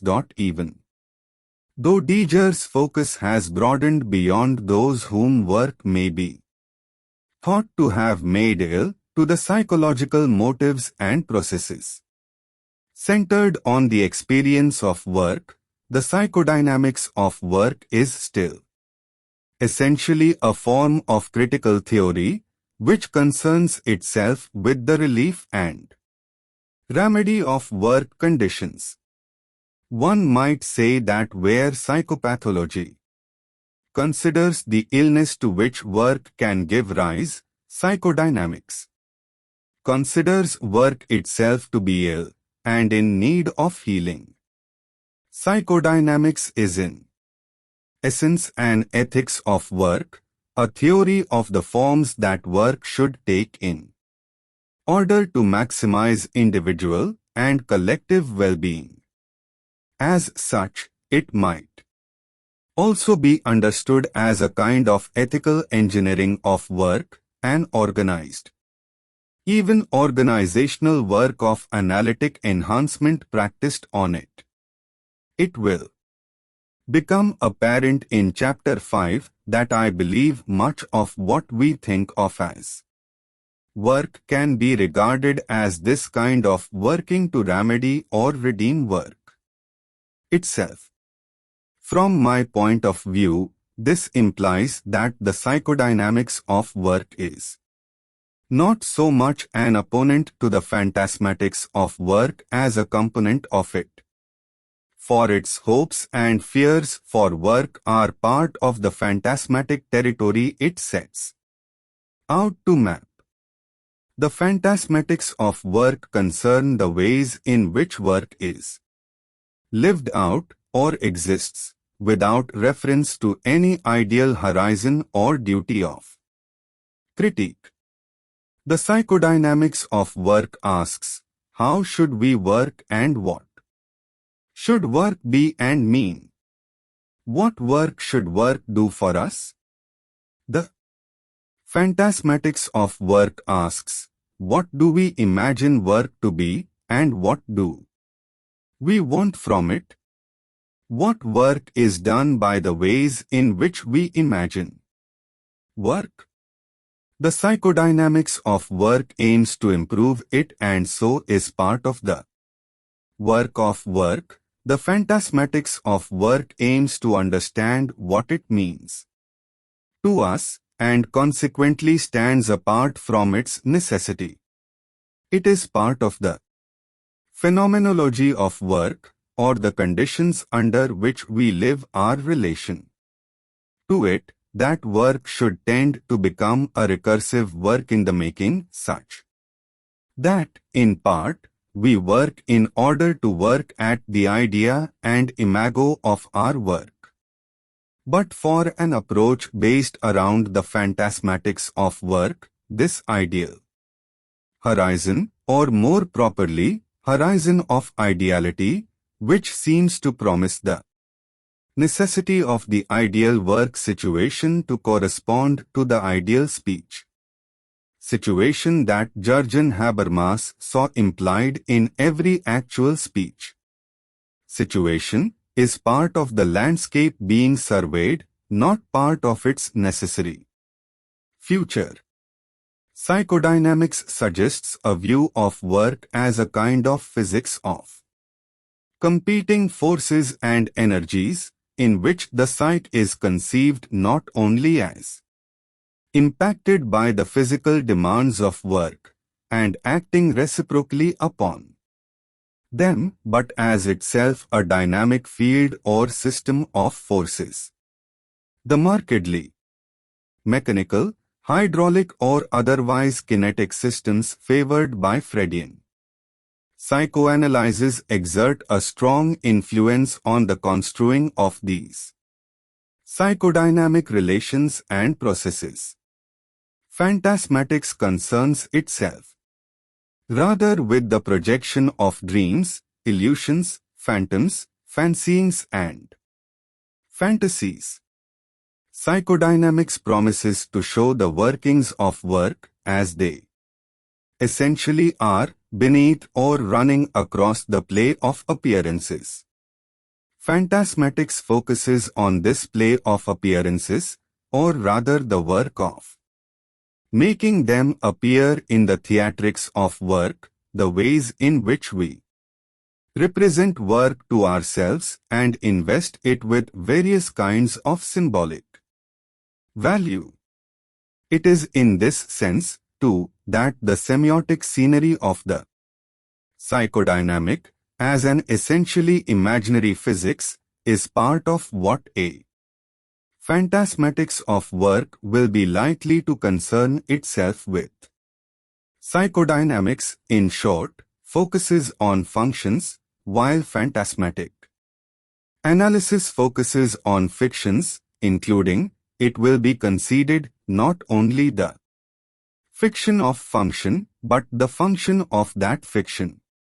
Psychodynamics is a systematic modification of psychoanalysis, in which the concept of work is a central, determining principle, even if it only intermittently comes into the analytic foreground. Psychoanalysis depends so much on the idea of work for the work it wants to do that it is difficult for it to constitute work as something that might be thought about.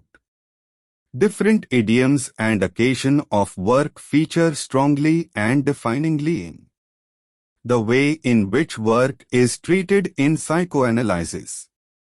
Rodrigo Ventura suggests that work is fundamental to the constitution of the psychic apparatus. As constant force and stimulus for the psychic, the drive is an intensity that obliges the psyche to avoid displeasure and helplessness to work into finding a way to express this energy in the material and psychic world. Considering the psychic apparatus a device that captures instinctual forces, the psychic work is a response to its own demand of satisfaction that the drive does to this device. Ventura then distinguishes a number of the different applications of the concept of work in Freud's German text through terms such as Trauerarbeit, the work of mourning, Traumarbeit, the dream work, and the different inflections that German allows in words like bearbeiten, working out or working on, sometimes rendered as elaboration, Verarbeiten, working over, and most notably, Durcharbeiten, or working through. Ventura himself proposes that the psychoanalytic experience makes the subject responsible for an erotic work that, by enabling the instinctual trend, widens its scope of existential freedom and allows the experimentation of new ways of being. Although the prefixes seem to be minor variations of the process of working, they seem to be doing the real work in these terms, establishing the process of work in each case as a specific vector. One might say that the call that animates psychoanalysis to invest the process of one's self-understanding with seriousness and significance, to cathect the process of self-understanding, involves a secondary cathexis of that very process, construing it through the investment as a kind of work. Less process than project. The work of self-investment in projects of remedy or transformation crystallize into the investment, at once more abstract and more mighty, in the idea of work itself, the largest, emptiest passion. In all the accounts of psychological work brought forward in psychoanalytic writing, work is defined as doing something difficult. Only Ives Hendrick seems to offer a positive account of the content of work in what he describes as the instinct to mastery. Even here, there is something circular in the definition of work, since mastery is a matter not just of shaping or subduing objects in the world but also of the pleasure in one's own executant functions, a pleasure in one's work, and the desire for that pleasure. This might seem like a recourse to a notion of the laborative or operative faculty in work, in parallel to the virtus dormitiva of opium. According to Molière, everywhere, it seems, work is understood as the imperiously real set or surging up against the imaginary, even as it seems itself to gather there by magical force, as the virtue which suffuses the idea of work with moral force. It is as the real, the serious and the intractable that the idea of work is most magical. The psychoanalytic idea of work seems to be closely allied to the magical workings of psychoanalysis itself, a magic disguised by its imaginary practices of dispelling and disenchantment.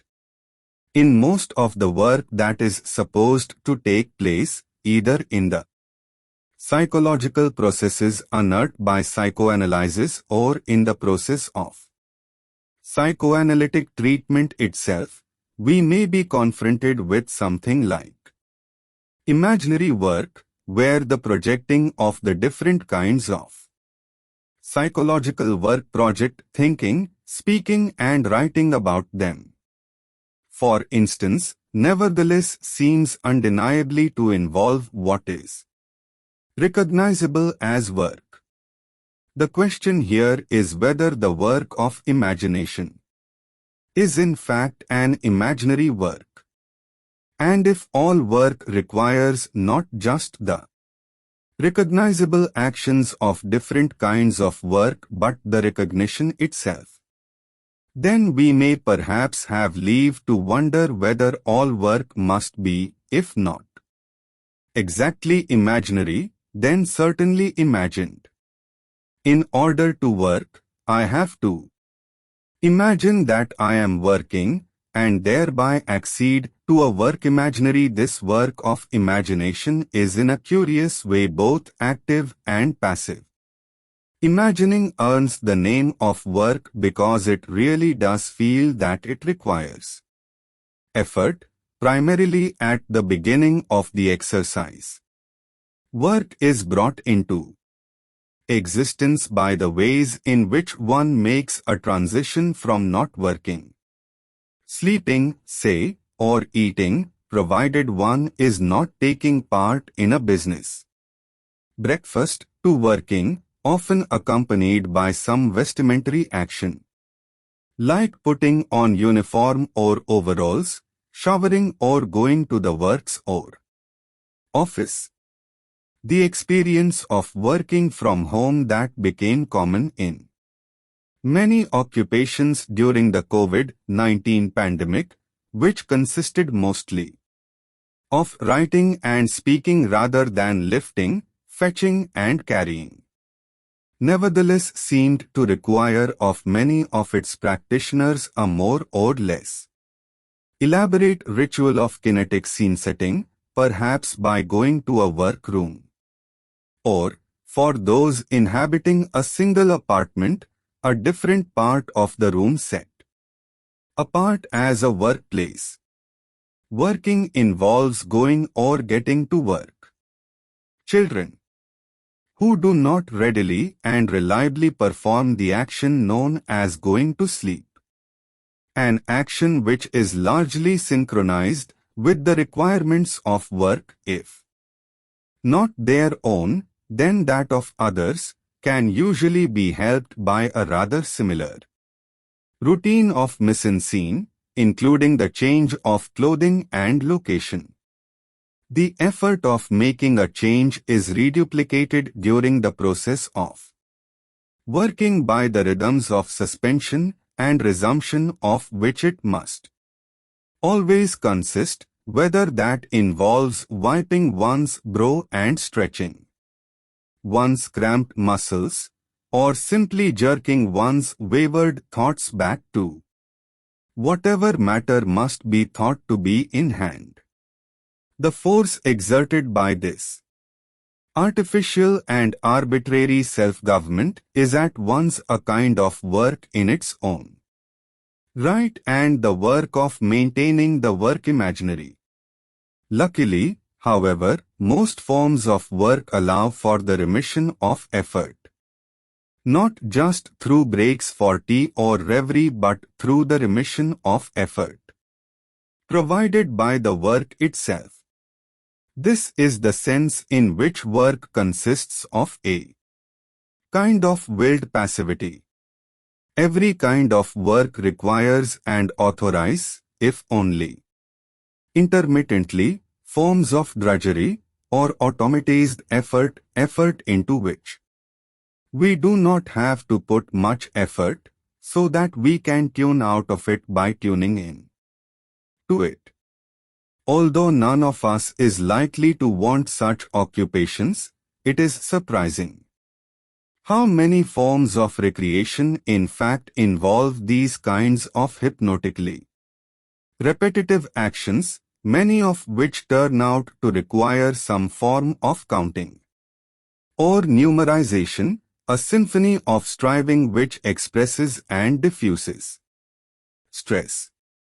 And it is part of the work of imagining oneself at work, or, let us say, into it, that one surrenders to these mechanical routines, in which the very mechanism therefore becomes a kind of idling.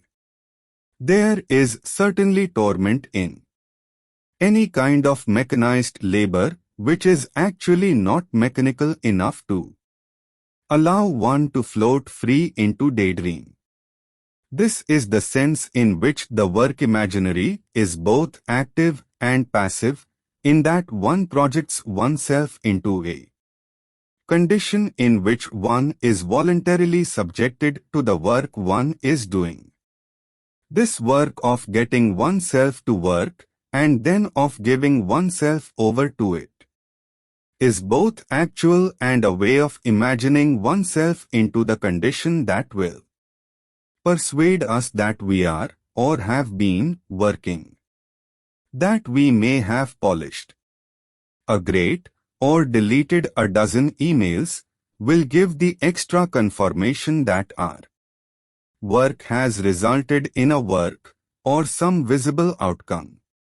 It is not clear whether we take work as seriously as we do because it is an intrinsically serious matter, or, on the contrary, devote so much time and attention to work because it furnishes a convincing way of being serious. At sometimes the former predominates, at other times the latter, and most of the time, work and seriousness form a reciprocating engine, each summoning and confirming the other. Work is the evidence of our concern for things and capacity to take them seriously, but is also the subject of concern in itself.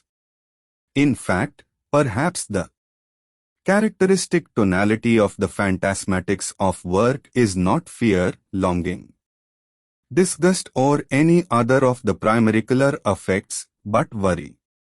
We worry about our work, getting the opportunity to do it, doing it well, losing a job, working out how to get out of it, being admired for it, even as worrying is itself a kind of work, a worry work that Freud might with justice have said alongside the psychoergonomics of dream work and the work of mourning. Worrying derives from the Old English Wirgen, part of a family of Germanic verbs meaning to strangle or throttle to death, a usage which survives in references to the worrying of sheep by dogs. To worry at something is to strive to subdue or destroy it, typically in modern usage in a metaphorical sense, meaning that one worries at a problem by working to solve it. But there is something about the action of worrying that prolongs and so defers the action of subjection and subduing, and in the process turns it against itself, worrying about losing the object of the worry as well as worrying about not being able to negate it. Worrying is commonly reflexive, meaning that one often worries at or about one's worry as well as about its object. Typically, we worry that we may not be working hard enough at our worry, pulling ourselves up with alarm when we recognize that we have forgotten to worry for a few moments before returning to the cockpit. In a sense, the passage from serious concern to worry involves a reversal, in which the one doing the worrying, which never seems like something one is exactly doing, though it is no less exhausting for that, and probably all the more starts to worry the worrier, as we seem to make clear when we express the fact that we are worrying about something with a phrase like "something is worrying me." In headaches and in worry, vaguely life leaks away, W. H. Auden writes, pointing us to the mixture of suffering and vagueness that is part of worry, worry being the attempt to relieve the ague it itself is not worrying about work, as we seem to do systematically, is the principal way in which we try to work through or work over our relation to our work.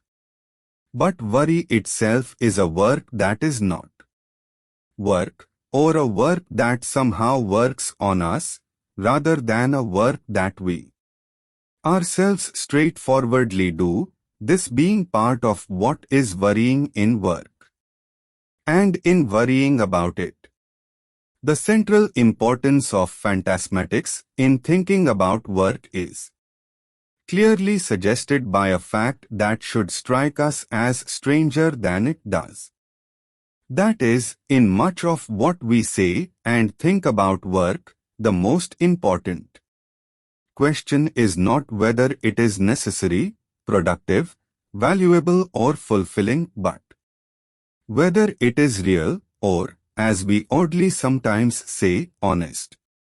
The Mark Knopfler song "Money for Nothing" articulates the suspicion that may be felt about, and derision directed at, any kind of work that does not seem to require enough work, and so looks like imposture. For example, the work of singing songs like "Money for Nothing." This is another clue to why work calls for an understanding in phantasmatic terms, as consisting essentially in operations designed to make the existence of work not effective or productive but actual and credible. Work is phantasmatic because we work so hard to prove that our work goes beyond the working of fantasy. Honest labor might be taken to refer to honorable, in the sense of legal and approvable, activities as opposed to burglary and drug smuggling. But the principal reference of the idea of honest labor is that one means the work one does, along with the vague but powerful idea that dishonorable activities are all in fact a kind of legerdemain, however strenuous the work of drilling into the vault might be. The phantasmatics of work are never more intricately and intensely in play than in the effort to mean one's work. Indeed, it may increasingly appear that this project of realization is what we work hardest at when we work. It matters much less what we accomplish in a given period of work than that it provides the warrant that we have been at work during the period required to accomplish it. Again, the products of the work are there to produce the work. The early experience of children seems to offer extensive verification of this tendency. For what children seem to play at most earnestly, the play of children being a notably grave affair, are various kinds of work operation. The toddler who demands to push their own buggy is both supplying themselves with a walking aid and demonstrating their nascent understanding that walking itself may be turned into a task or operation. Indeed, the mirroring of parental occupations in the play of children, cooking, cleaning, feeding, caring for children, indicates that they have understood the nature of play as training for work. It is not just action or acting out, therefore, but the enactment of the sense of imperative action to Baden. We often oppose real work to the mere appearance of work. There are two principal forms of this counterfeit. First of all, there is the simple pretense of work, the thriller slipped in behind the primer, the burglars pretending to be window cleaners so wearisomely earlier, and so on. But then, more surprisingly, there is the kind of deception exemplified by drudgery or menial toil. Drudgery undoubtedly consists of real work, but it is not, we tell ourselves, authentic, since it does not allow for any kind of subjective fulfillment, the fulfillment of work that ceases to be work. So, drudgery is a kind of work that falls short of being work in the full and proper sense, namely work that goes beyond itself. Only work that has ceased to be work is work in the fullest and most authentic sense. Work that is nothing more than work, or merely work through and through, is not really work at all. This is part of the reason why, as already noted, slavery or forms of coerced labor are such an outrage, since they not only take away the slave's freedom but, in the process, take away their possibility of working. The slave is both forced to work and, even worse, forced to pretend that what they are doing is work. It will do no good to protest that the work of the slave is too cruel and exhausting to be simulation, since it is the very fact of being pure arduousness that takes away its reality as work, substituting for it mere pointless suffering. Work is never more phantasmal than when it is supplying the various kinds of proof it is held to, in both senses, believed to be and forced to adhere to. We may with justice say of work what Bertrand Russell said of mathematics, that it is the subject in which we never know what we are talking about. And yet, even though drudgery can never be authentic work, there can be no work without some measure of drudgery, otherwise work will risk becoming mere play. I have read surveys which report that many people regard the most desirable job as that of a writer. This is presumably in part because writing appears to be a work of pure and effortless invention, a kind of systematized and salaried daydreaming. But even here there is something in the disciplining of the daydream that provides the element of the subordination of the mental to the demands of the mechanical that seems to be necessary to sustain the fiction of work involved in the work of fiction. There must always be some drudgery to prove the reality of work, a fact sufficiently exhibited in the assiduousness of the burglar window cleaner. I was once in a seminar which became mightily and merrily preoccupied with the question of how proponents of egalitarian ideas and enlightenment values could nevertheless have kept slaves. Understanding this problem, it seems to me, entails understanding the coercion that must form part of all work. One who regards participation in slavery as unthinkable must assume the possibility and moral necessity of freely chosen work. But this possibility has not existed for most human beings in history, for whom the choice has been work or starvation, and for whom work has always required some form of indenture, contracts of employment, even ones into which one may be said to have entered freely, contract one's capacities for free choice. This is not at all to say that all work is reducible to slavery, but rather that it is hard to imagine any work that is free of any taint or tincture of it, since the choice of how, when and how long to work is never in any conspicuous or uncomplicated sense free.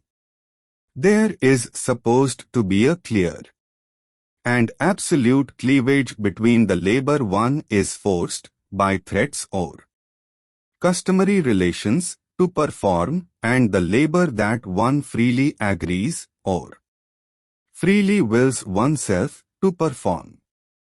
But in neither case can there be work without coercion and the overcoming of reluctance.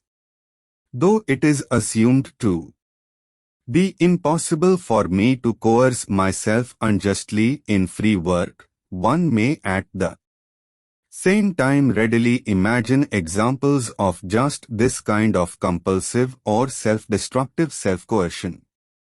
The workaholic is assumed to be in the grip of a compulsion, which means that they have not in fact freely chosen to work all hours, but this example makes it much harder to know for sure what choosing without any form of this compulsion, choosing to be compelled without any kind of compulsion in the choice, could possibly be like.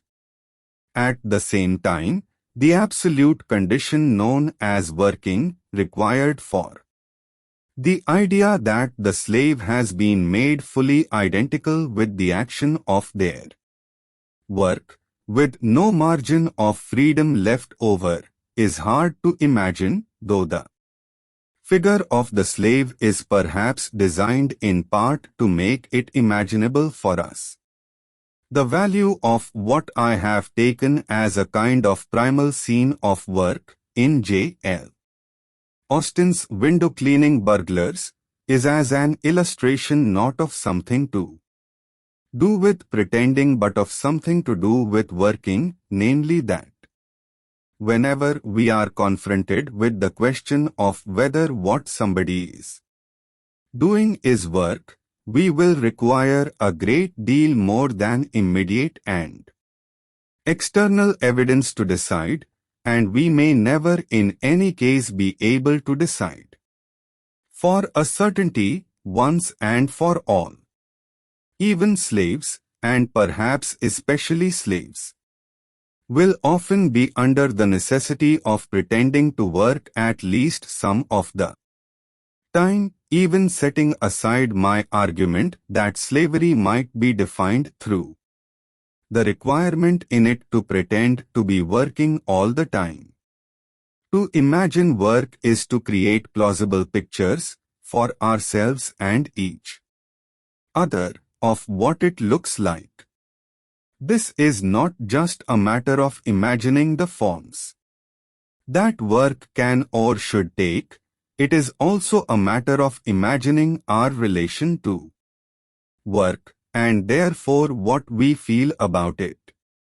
It may be harder to think of feelings as things we imagine rather than things we have. We might, for example, have a feeling that our work, or the work of others, is futile or undemanding, or not real work at all. Under these circumstances, it really does not feel as if our feelings are themselves imaginary. But our feelings about work are not feelings we simply have, or that simply and spontaneously arise in us. Feelings about work, like most of the things we think we feel about anything, are collective, in a sense that is more complex than a matter simply of having the same feelings as others do. The most important feature of the phantasmatics of work is that they are projective representations. Projective representations are things that we believe or expect to be true or wish were true. They are not just feelings about work but meta-feelings, feelings we feel in various ways and for various reasons, impelled to want to have, feelings that stand at each other's shoulder. Though these feelings are organized relationally and even it sometimes seems systematically, they are constantly in production, so we are more likely to be able to recognize them than to be able to collect and enumerate them in their entirety. In the madness of knowledge, I argued for the existence of systems of what I called epistemopathy, the systematic feelings that we have in relation to knowledge. The phantasmatics of work might be similarly thought of as fulfilling an ergopathic function.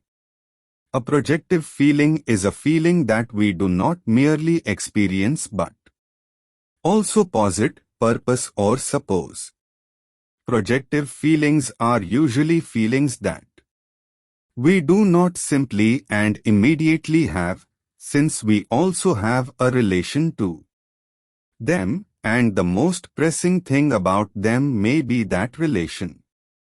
Of course, there are many kinds of relation to feeling where the relation is not an essential part of the feeling, wondering in advance whether we are going to be nervous giving a speech, or reflecting that we no longer know why we got so upset about dropping service in the second set. Projective feelings are those which, while unarguably being my own, are nevertheless held at an internal distance, allowing for and insisting on the fact that I can recognize that I am experiencing them, or, what can be oddly equivalent, even come to wonder whether, in fact, I am. Goodness, is this what people mean when they say they feel offended or distraught? Borrowing the rather formal expression one may come upon in 18th or 19th century romantic novels, we may say that collective feelings are entertained rather than experienced, or experienced by being entertained. To entertain is from the Latin intertenere, to hold between, and many of the feelings to which we lay claim, especially about moot or highly mediated subjects like work or love or belief, we seem really to host or give house room to, rather than to have and to hold. Having feelings about such topics is often a matter of making a temporary withdrawal from some collective fund of things we assume other people may feel or may expect us to feel. This is like a fund in more than the obvious respect, since funds consist of symbols that we are confident others will have confidence in. 2. Say that we draw on a shared assumption as we draw on a fund is to say that we draw on something that is itself nothing other than a shared assumption, making the vehicle of the metaphor its tenor. Projective feelings will tend to be social feelings, feelings which are currently nobody else's but mine, but nevertheless could well be those entertained by others. Many of these feelings belong to what may be called the honor register, in that they concern my feelings about my likely standing in the eyes of others. Projective feelings by no means always have this uncertain character, and it may well be that the feelings we feel most blisteringly convinced about, feelings that we have been slighted or subject to disrespect, for example, are the ones we most mean or wish to feel, or wish others to believe we do, perhaps in order to help us be sure we do in fact feel them. I have never forgotten hearing Christopher Ricks remark during a TV interview that we think we do not know what we think, but know for sure what we feel, whereas the opposite is more likely to be true. We know perfectly well what we think, but do not know what we feel. Work is not the only matter of human concern to generate a phantasmatics or system of projective sentiments. I use the slightly dainty word sentiment here to intimate by assonance the kind of feeling that is apt or able to give rise to the kind of thing we can call a sentence. Indeed, a feeling that one has to posit in order actually to have it may be said for that reason to be a quasi-proposition, a supposition or putting case. But in the case of our projective sentiments about work, we will often come upon an intriguing doubling, since the projection of sentiments entails a kind of work being performed on them. In such cases, we find ourselves needing to work on our feelings of work.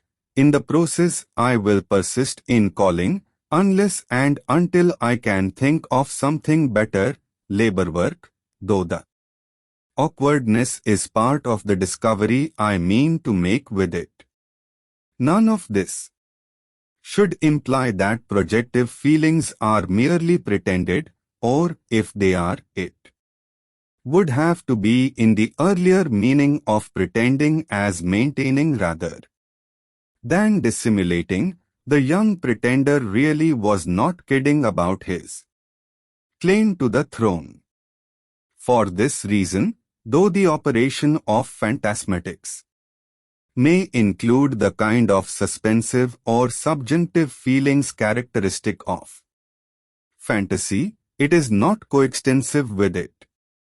What is characteristic of phantasmatics is the work of maintaining the projective sentiments it involves, work of which we may not be fully conscious.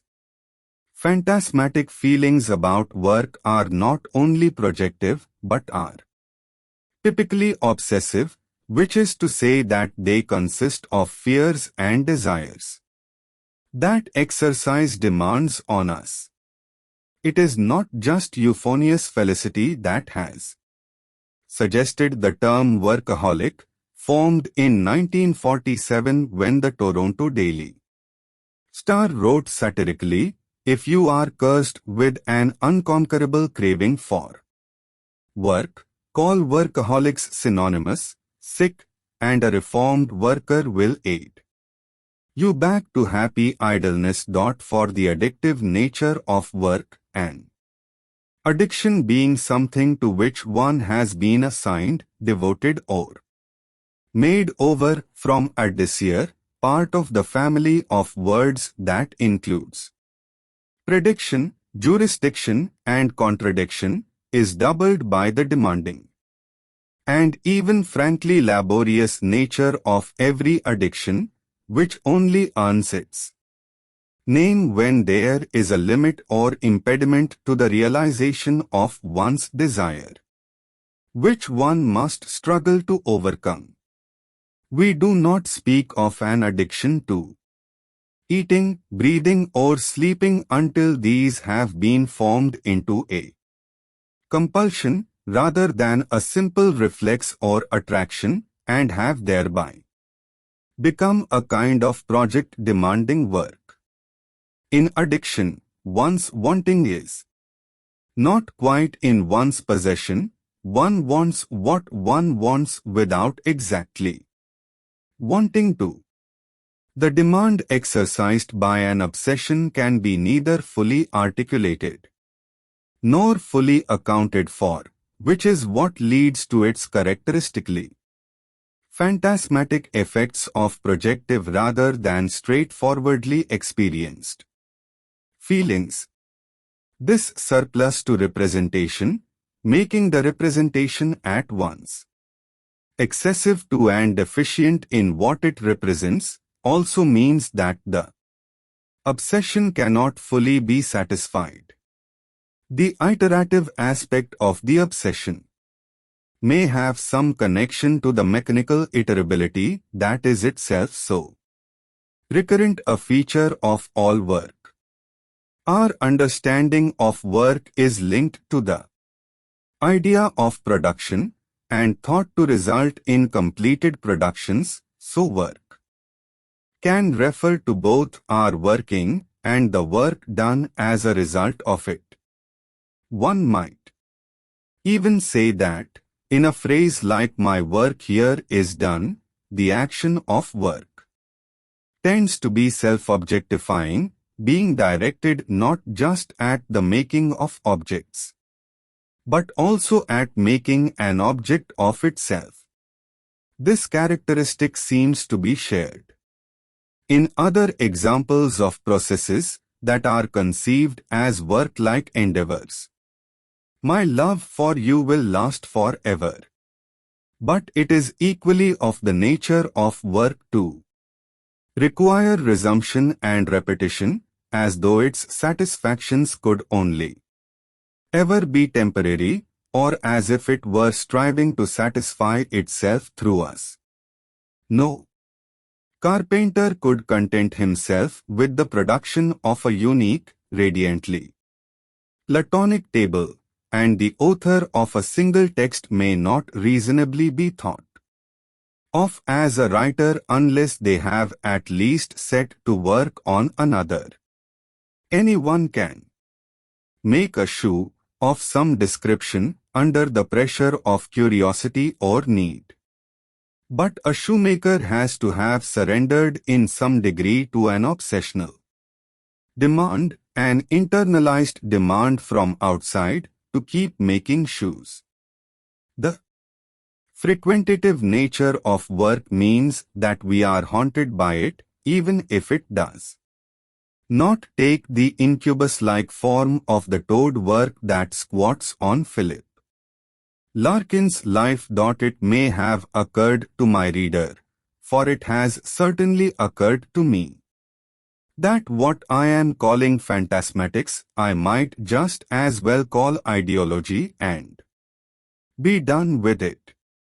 I cannot deny that many of the projective sentiments we have about work could easily be ingredients in what others are content to call the ideology of work. I decline this tender, however, largely because, despite how it may be characterized, ideology tends in most uses to suggest something more finished and formalized than the projective sentiments I see at work in phantasmatics. Projective work may sometimes have in common with ideology something that might be called false consciousness, as we used to call it in the 1970s to cheer ourselves up, but it is much less fixed and formulated than the ways in which ideologies tend to be conceived, even in their most supersatellized conceptions. Ideologies tend to be explicated as systems of ideas rather than processes of sentiment experiment and sentiment prospecting. This is part of what I mean by saying that the phantasmatics of work are projective rather than conclusive, suppositions rather than settled propositions. Most importantly of all, ideologies tend, if not to consist of, then certainly to be regarded as reducible to what people think.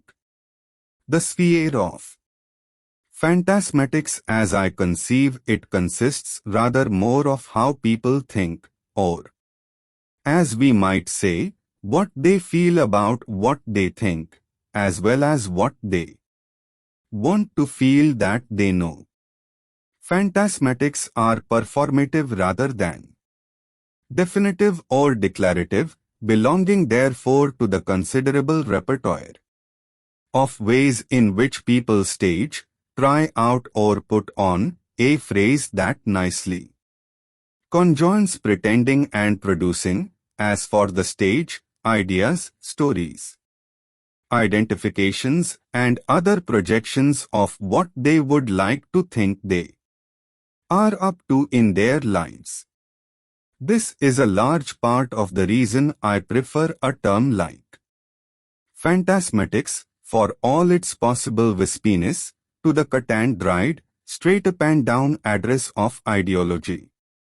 When I say that work is phantasmal, I do not mean to imply that we are not in fact doing the things, toting pails and taking temperatures, that we take ourselves to be.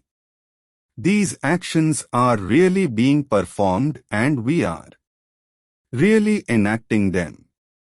What I mean to say is that the idea we may or may not have of what those actions amount to or count as is always, for it can only ever be, in part the work of fantasy.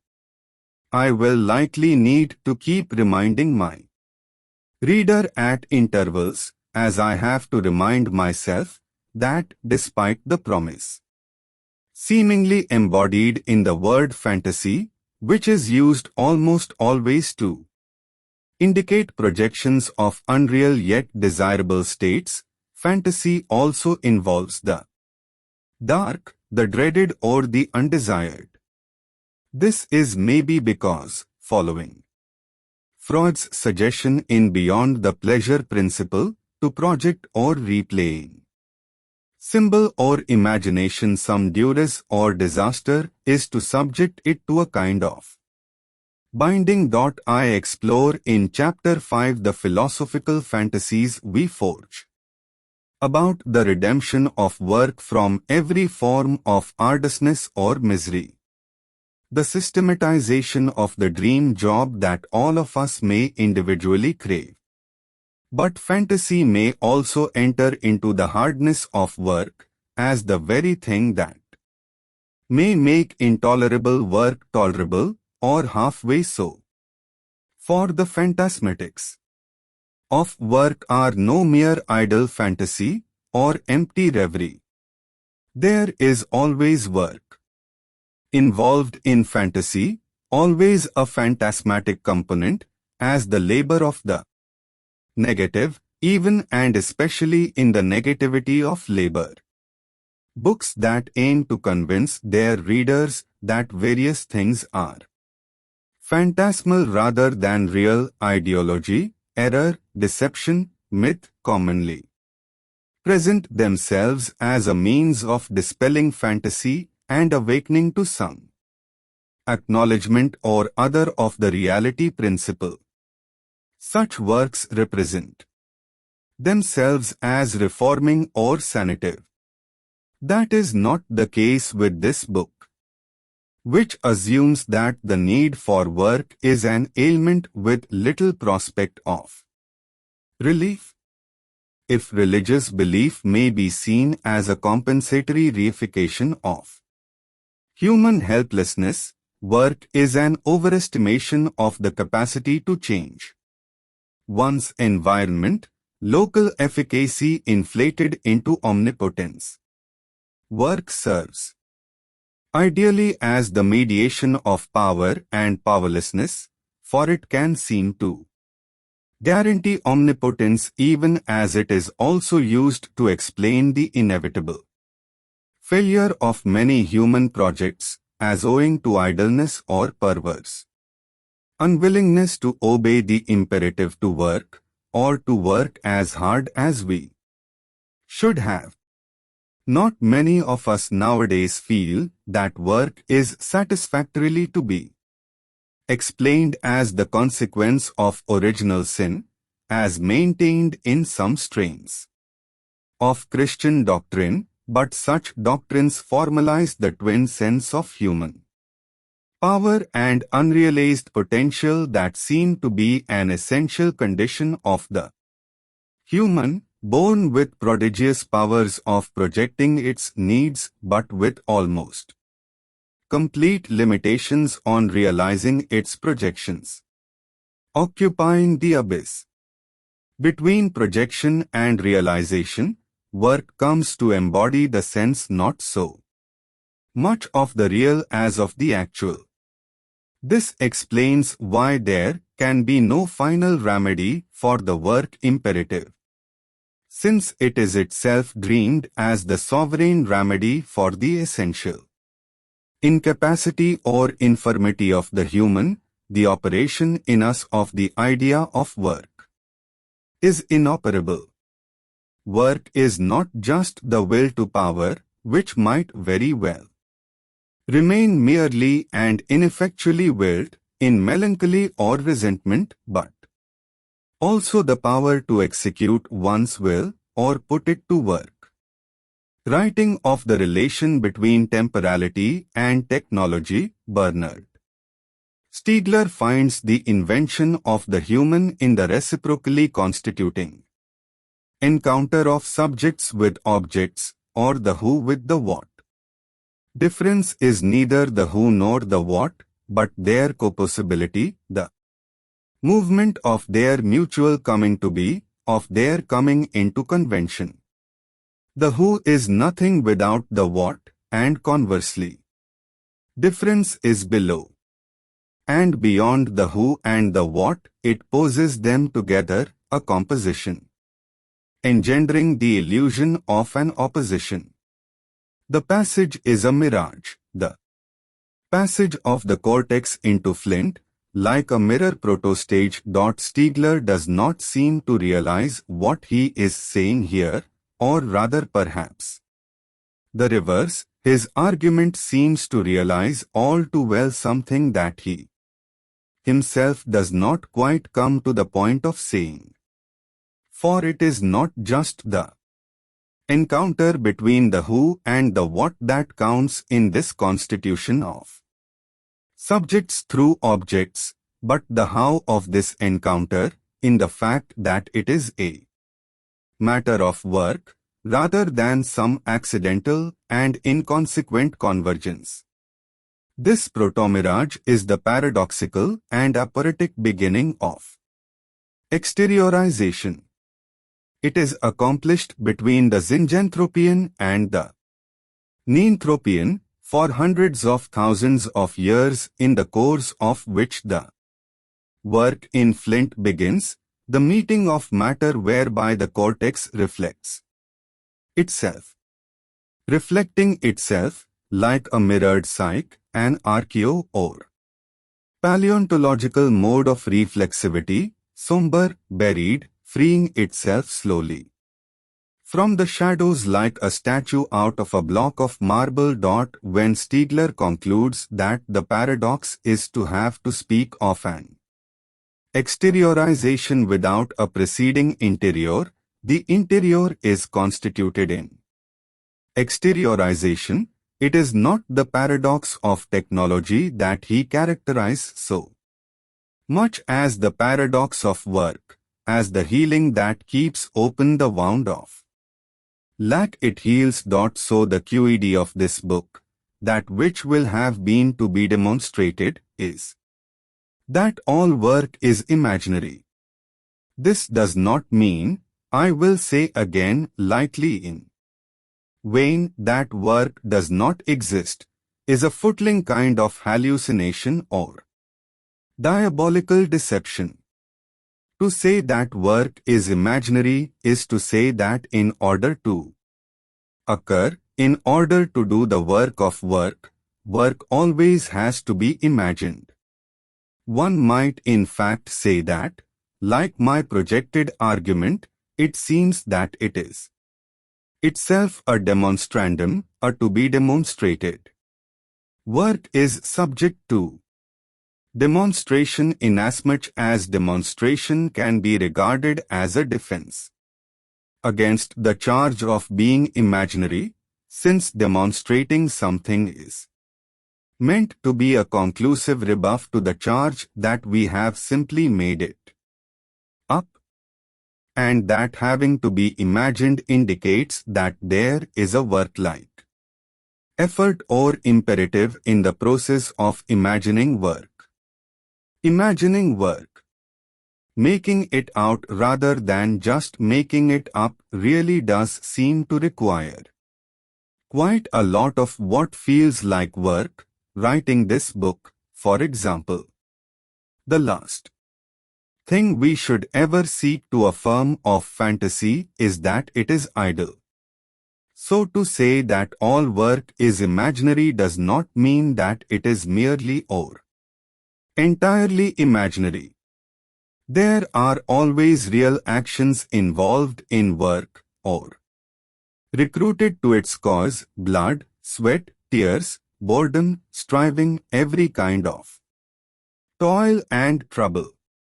But those actions can easily, and do readily, occur without being regarded as work, in exactly equivalent actions performed by animals, for example, because those actions must be imagined, by which one will often mean demonstrated, shown, proven, to be work, for reasons that, at the mooted end of all this, may continue to be obscure. Or more simply, if that is what it is really, because there may not be anything like reasons impelling them, the task we give ourselves of imagining work does not seem at all easy to dispense with. But what kind of imagination is this then, so labor-laden? A kind of its own. Inevitably, there have been many who believe that we are needlessly enslaved by work, or by the idea of it. The writers associated with various kinds of anti-work project often set out to demystify work in order to loosen the illusory hold that it might have on us. It might be expected that an argument like my own, that work must always imply a work of imagination, might have a similar aim of freeing us from the squatting succubus that the compulsion to work may be revealed to be. This is in fact so far from being my aim that I am going to devote quite a few pages to the part that the dream of release from work plays in its coerciveness. My aim is, if anything, not to demystify but rather, as one might say, to remysticate work, as opposed to remystifying it, by making detectable its stubbornly ineradicable mystical components. It is not just that I think we are unlikely ever to achieve a clear-eyed understanding of work or escape from myth into reality, though I have certainly come to that view. It is that I think that illusion is intrinsic to work and to the work that work does on, to and for us. Not every living organism, which evolved the elaborate cognitive symbolic supplements that humans have, would be bound to come up with a practice of work that demands such devotion and to which we are so bound by our history. This is why it seems to me to be appropriate to understand the phantasmatics of work as a mysticism rather than an imperfect understanding. Mysticism may be characterized not just as a pledging of oneself to the service or exploration of the unknown, but more specifically as a cathexis, even a consecration of unknowability as such, a rapt devotion to making known its permanent unknowability and bearing witness to its inexplicability. The need for work includes the need for it to remain esoteric, veiled from understanding, or the possibility of daylight exposition. Mysticism concerns not so much the unknown as the keeping secret from oneself of some knowledge, to the point, possibly, of keeping secret the fact that there is in fact no secret to keep, except that, it may even be that the reputation work has for being precisely the opposite of mystical routine, self-evident, only workaday is part of its deliberately maintained mystery, a word that was used from the 14th to the 18th centuries to mean a craft, trade or form of work.